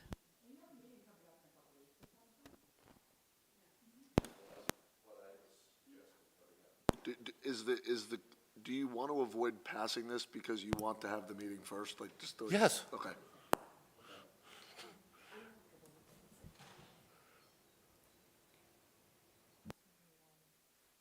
Yeah, so my proposal would be to table this for one meeting cycle, but yeah. It's your meeting. So, I mean, if you want to pass it, they can table it. I mean, we're just going to delay them getting started. That's all. But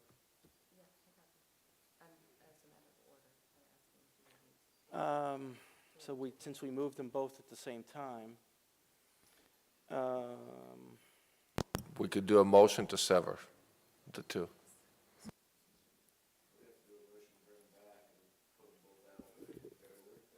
There's a motion to sever somewhere in the Roberts rules. we're just going to pass the one. We'll figure it out later. We'll pass the one and table the other. What's that? I gotta look.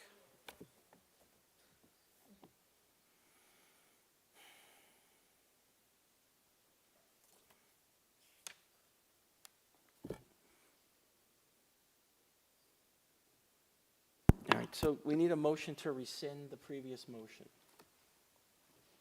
Motion. Second. Do a roll call or so? All in favor? All in favor? All in favor? Aye. Any opposed or abstaining? Any? So we have aye was 3, abstain 2, and everybody 3? No, okay. So- No to severing. This is to sever. Okay, so we have, we have 3 noes to rescind, or 3 noes, 3 abstain. ayes to go ahead and rescind, 3. Yeah, 3.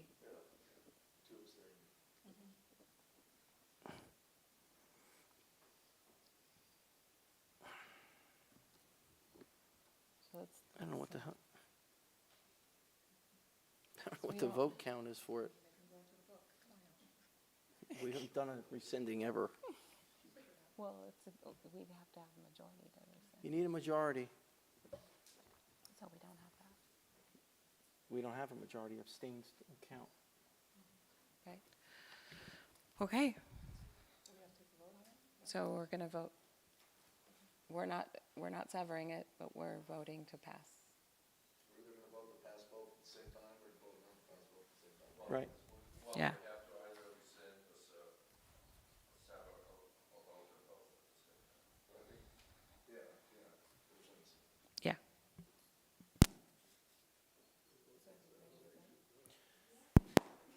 So vote on the whole thing, yeah.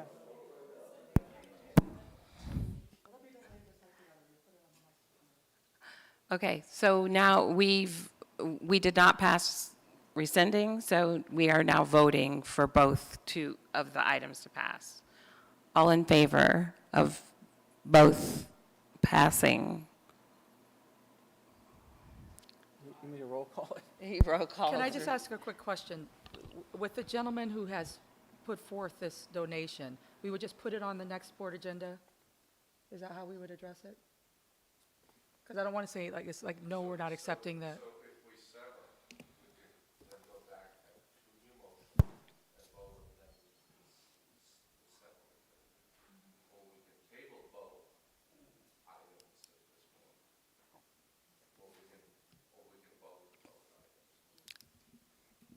Does everybody that voted on the previous vote understand what they voted for? The rescission, okay. Correct. Correct. That's So- correct. But you needed a majority vote for it to pass. Correct. Correct. I'm just confirming that everybody is clear about what they voted on. So at this point, we're going to do a roll call vote just because I need to figure out if we have a majority to pass both items.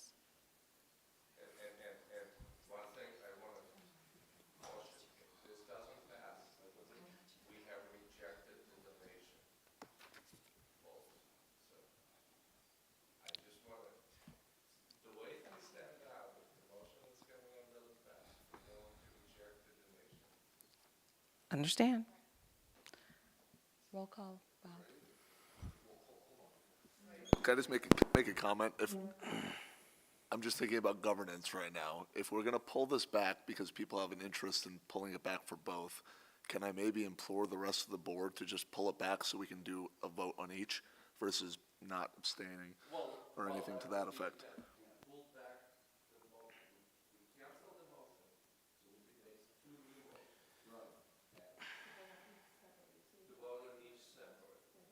Right, but we need the majority for that to happen, meaning me included who abstained, we're gonna have to go and re-vote again for that to happen.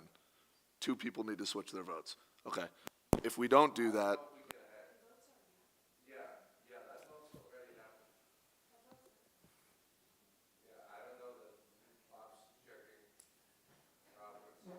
Needs a majority. It's been helpful to know beforehand.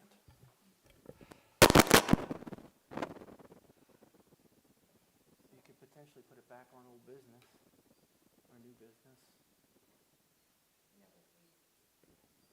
Yeah, you've already. You've already.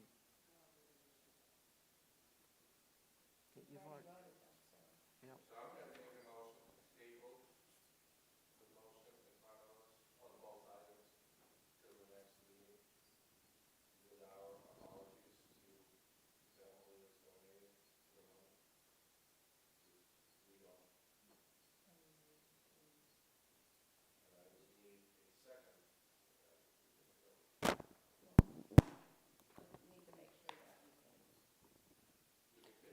He tried to rescind the motion, it didn't pass. You can try to lay it on the table now, which means it stays, both motions stay there now, they're still linked. Right, but now he's saying table both. You can only table the motion as it was passed. We didn't know this was coming, or we'd have kept both motions separate. I understand that. So you can table it, but you're tabling the whole thing. I understand that. That's what I'm. Right. Okay, so we have a first to table both items. Is there a second?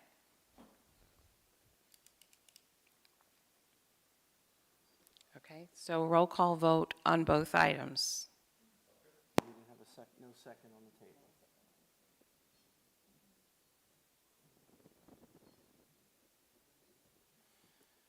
Okay. All right, Mr. Kapadia. Yes. Dr. Lewis. Yes, but can I explain for a second? I am voting yes because I think the district has done their homework here, and I trust the process that happened by which we selected and agreed to this cost. That said, I think from a matter of process, when we have a number this large in our consent agenda or just in the agenda in general, we ought to discuss it in the Finance Committee first so that everyone's comfortable with it. But yes. Mr. Peters? Abstain. Dr. Resnick?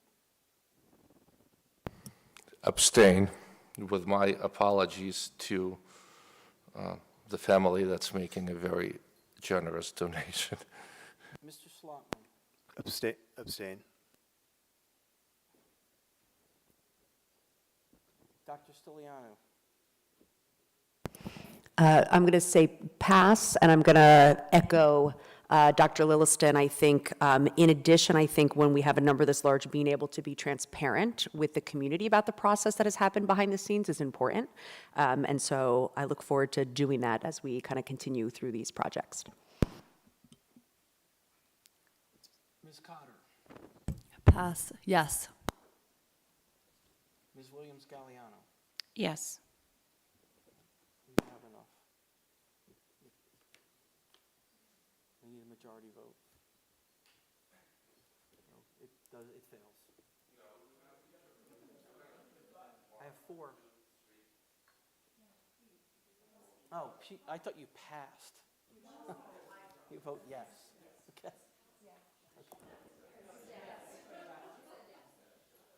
All right, the motion passes. Yes, we need to circle back, get the explanation for everyone, and make sure we report back to the rest of the community. And moving forward, we will pull those things and make them separate.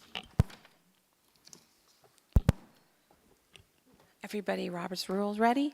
Yeah, I'm going to echo Pam. If you're going to be asking for a lot of money, I get very anal. You can ask my family, my kids specifically. No, and my apologies, I thought we had discussed this way back when we talked about the cost of, when we first started sharing the cost, all those soft costs were built in to all the documents that we've seen. They were, So, I think this was spread out between the costs of the various projects. It was never called out as a separate line item.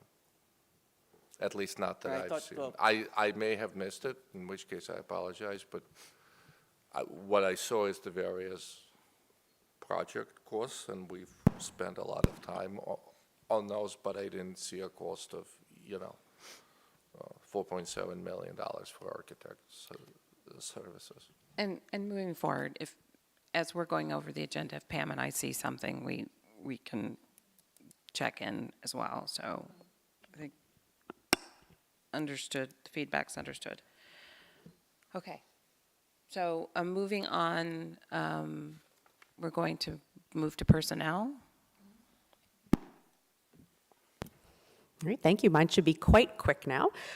First, I just want to acknowledge and thank Mark for his 2 years of service leading the committee. So thank you very much. And I'm glad you're going to stay on it and share your expertise. We have 2 retirements that we wanted to share and acknowledge. The first, and I apologize if I pronounce names wrong here, the first is Sharon Tisaker, who has served here as a TMS secretary for 31 years in our district, which is a huge achievement, and so want to acknowledge her. Our second retirement is Tara Kisling, who is in our business office as a secretary, who has been with the district for 12 years. So thank you to Tara for her service. We have an exciting new hire to announce, Thaddeus Zemecki. And I was going to say, I'm not actually sure if we have Thaddeus here this evening. Is he, there we go, hiding over there. Wonderful. Thaddeus is our new facilities director, and we are thrilled that you are here, so welcome to the community. Assistant director. I apologize, assistant, thank you. So welcome, and thank you for being here with us this evening. Otherwise, you'll see we have some appointments and some per diem rates in here. So just to highlight, I'm not going to go through all of them because they're in the agenda, but we have our spring extracurricular appointments. We have new substitutes that have been hired that will be starting, and also some updates in the per diem rates. And Bob, I'm going to look to you in terms of whether we need a vote. We definitely need a vote. We need a motion and a second as well. Motion. Second.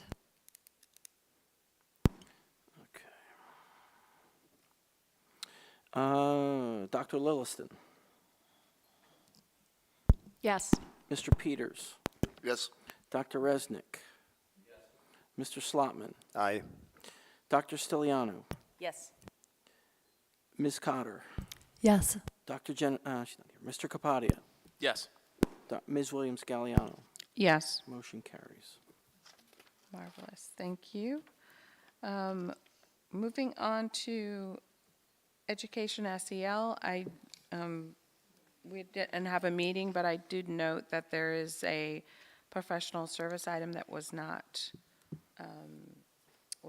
on the consent agenda item, so we may need to vote separately on that. I'm sorry. Professional, yeah. Vicky, do you want to cover that, or Paulette? Yeah, Home instruction, the home instruction, behavioral health. Yeah, that's basically hospitalization. Our student is hospitalized, and it's a new, the family placed them in that, and it's the educational component of that we get billed, so we need to have them board approved. Understood. Okay. Can you get a first and second to approve? Motion. Second. Roll call. Roll call vote? No, Oh, all in favor? Aye. Any abstaining or nays? All right. That passes. Moving on.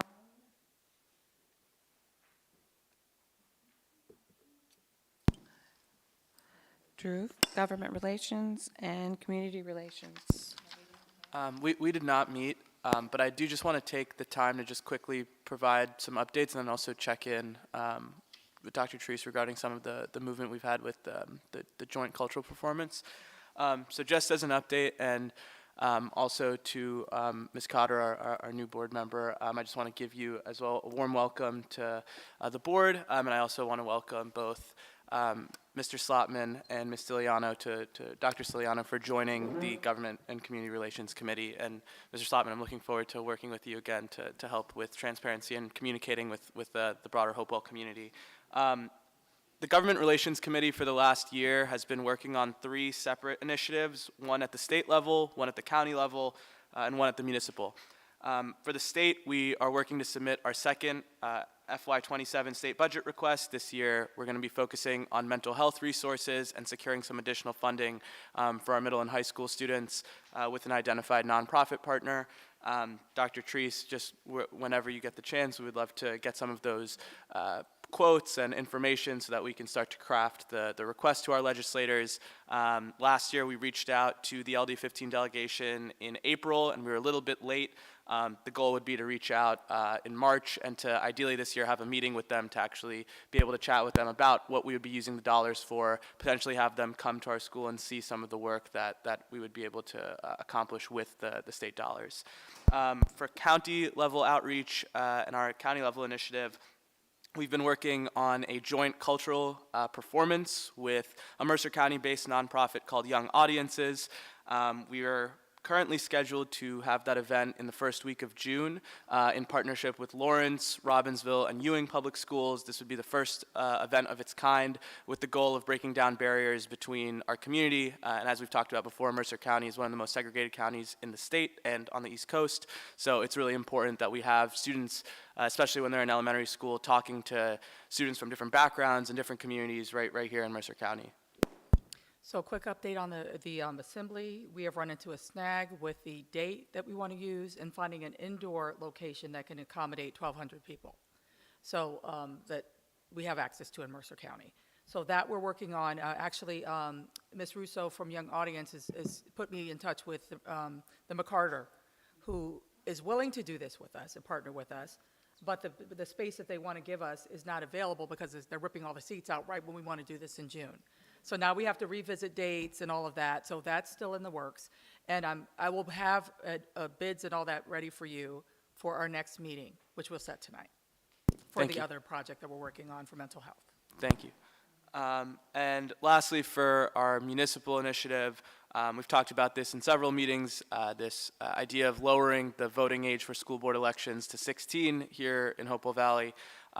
We are currently in the process of drafting a survey that we would give to our Central High School students to measure student engagement, civic interest, and civic preparedness to be able to be a state leader on this front. So I've been in the process of drafting the survey, and ideally we could get some data before the next monthly board meeting in February. So those are my updates. If you have any questions, feel free to ask, and if you have any ideas or commentary on the specific initiatives, I welcome any feedback. I just want to mention the War Memorial in Trenton is a really lovely space with exceptional parking. That was our first priority. And it's not available. It's not available. We wanted it, and it's not available on the dates. We need it. We have a group that's been selected called Ball in the House for the older folks that watch Brady Bunch. When they told the kids not to play ball in the house and they end up breaking something very expensive, that's where the name comes from. It's an a cappella group. They're not available to the days that the War Memorial is available. So it's been a lot. It's been a lot of back and forth. Yes. That's what I have my say. I have a comment on the survey. I feel like asking high school students this question is like asking small kids if they want to have extra candy. You're going to get a rather one-sided response on that one. I feel like that's a question that you probably want to extend that survey to a larger community, especially if you're going to use the results of the survey to then kind of as one of the data points for a recommendation. I don't know if I necessarily see the similarity between the appeal of candy to a small child and the ability to vote in a school board election to a high schooler. This is the same. But I would say this data is more so to understand if our students are interested in this opportunity. As we saw in Newark, the voter engagement in the first election when 16, 17-year-olds had the right to vote, the engagement was not to the level that they had anticipated. So it's important before we're pushing the initiative to see if there is actual interest. And we want to make sure that the data we're using is substantive data from the affected population rather than something that we're just pushing unilaterally. And I just something we haven't explicitly talked about is a real driver behind this. Our 16 and 17-year-olds in the high school, they pay taxes if they're working. They're allowed to drive on Route 1 at 80 miles per hour. They're allowed a host of responsibilities, but they can't have a say in the policy making that affects them in their day-to-day life in school. So I think it's important that when we're talking about this, it's also important that we're not infantilizing our students and saying that they're going to make a decision based on some flashy headline that they would have the chance to vote in a school board election, which I'm not sure if that's that flashy to begin with. So I just think that's important when we're talking about the initiative, and we're not even pushing anything yet. This is still just the data collection process. So I agree with the need to understand the potential engagement. But I also would say that you also need to understand the potential readiness, the understanding of how governance works.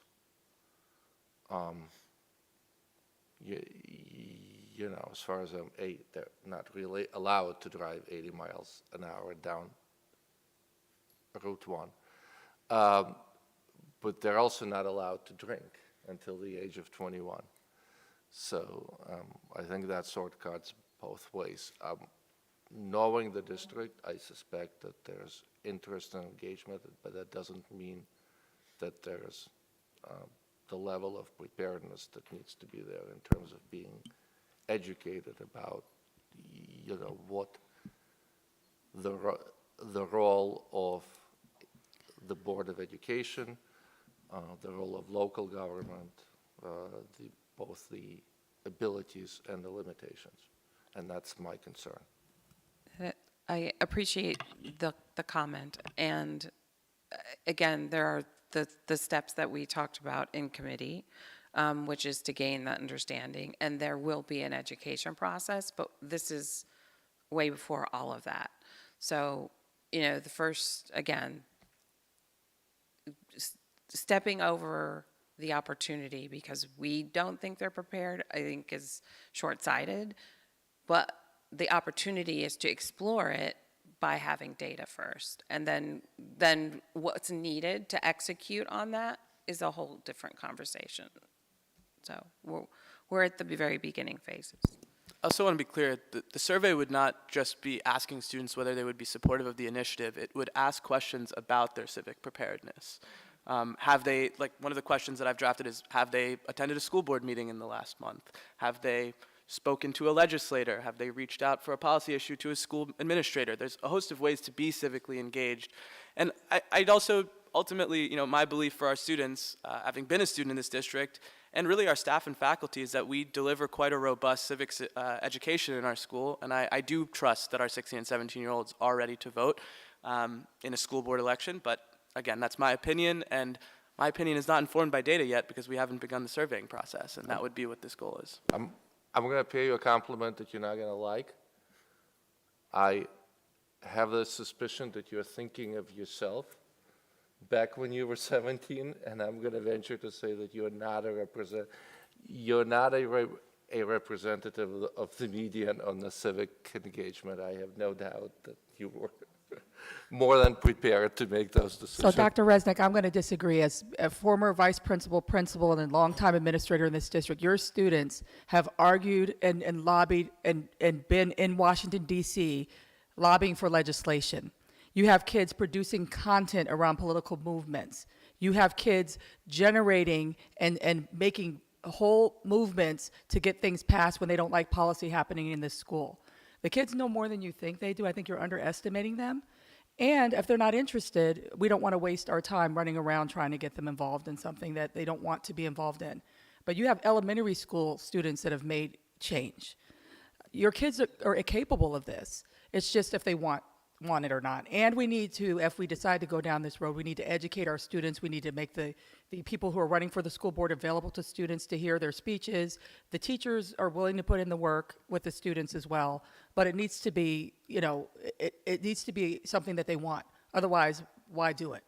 If they say, we're not interested in that, then it needs to stop there. Anything else, Dr.? Oh, I almost made you Dr. Kapadia. Well, I'll just say, Mr. Kapadia, I want to thank you for moving this initiative forward. I think if we say as a board that we care about civic engagement, we should put our money where our mouth is. And I think we can think about this, Dr. Resnick, as an on-ramp to good civic engagement and really using it as an opportunity for folks to learn more about the process. I mean, at the end of the day, we're here to serve the kids, and the kids ought to have a say in who's serving them, so. Well said. Thank you. All right. They're moving on to climate action. I know that they were just getting ready to meet. I'm not sure if they've officially met in the larger group. So we'll go past that.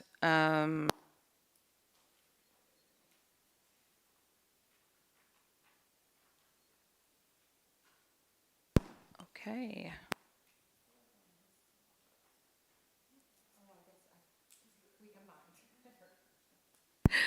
Okay, seeing no other committee reports, I'm going to need a first and second to approve the January, February calendars. Motion. Second. All in favor? Oh, sorry.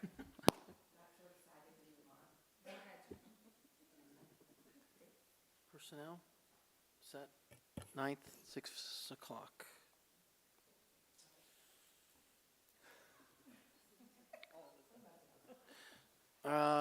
Does finance have any time? Mark, you're away next week, right?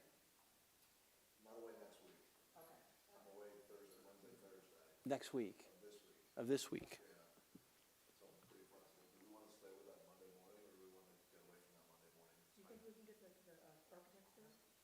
I texted him. I haven't heard back yet.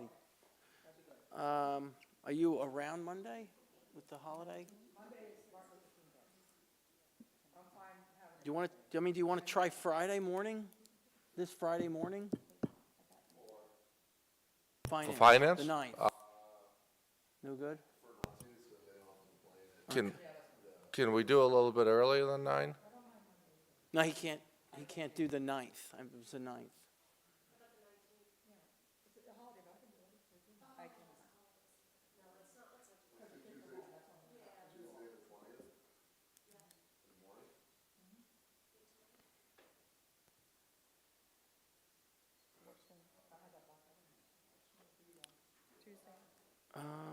Trying to think of.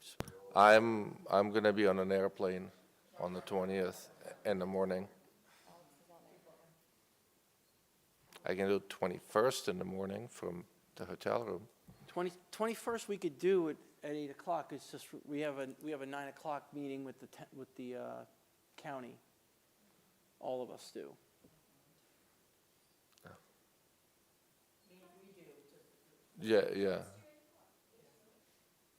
Yeah. Yeah, we just have to have a hard stop at Yeah. 8:55. Okay. Okay. The 21st, 20. Yeah. Okay.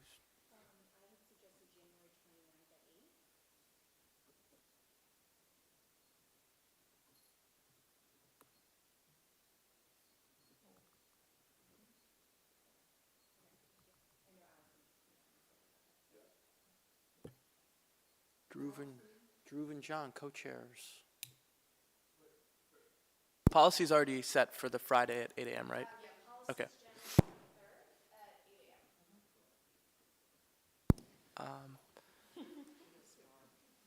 For government community relations, how does any time on Wednesday the 21st in the morning, like 9 a.m.? I'm traveling that day.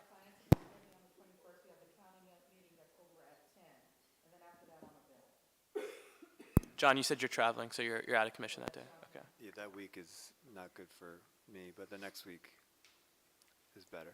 I could do the next week on like 8 a.m. on most weekdays. There's a specific day that works best. The 26th? Maybe on the. Yeah. Yeah, I could do anything other than. Actually, I can't do the 27th or 28th. Sorry. What about the 26th? I could do the 26th, yeah. 8, yeah. That work? Cool. 26th.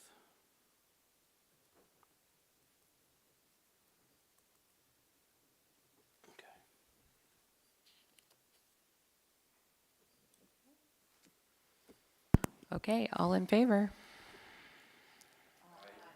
Any opposed?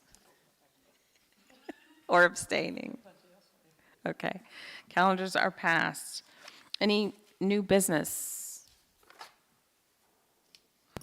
Seeing none, we're going, Hold on, it's not new business, but Amanda, did you want me to go back to those things on the outcome? No?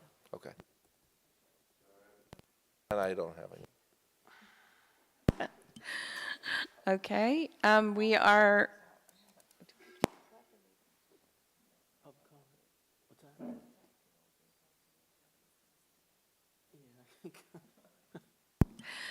okay, public comment. Second public comment, members of the public are invited to address the board on any matter for a maximum of 3 minutes during this portion of the meeting. You're asked to state your name, address, and municipality. In response to your comments, the Board of Ed may respond or direct the superintendent to do so. The board may also opt to take the matter up at a future meeting so that the matter is researched by the district administration. You understand the timekeeping rules, and public comment is now open. is now closed. I need a first and second to move us into executive session. Motion. Second. No action will be taken, but we will be discussing HIB and student matters. All in favor? Any opposed or abstaining? Seeing none, we are now in executive session. Thank you all for hanging with us. Thank you, Seth.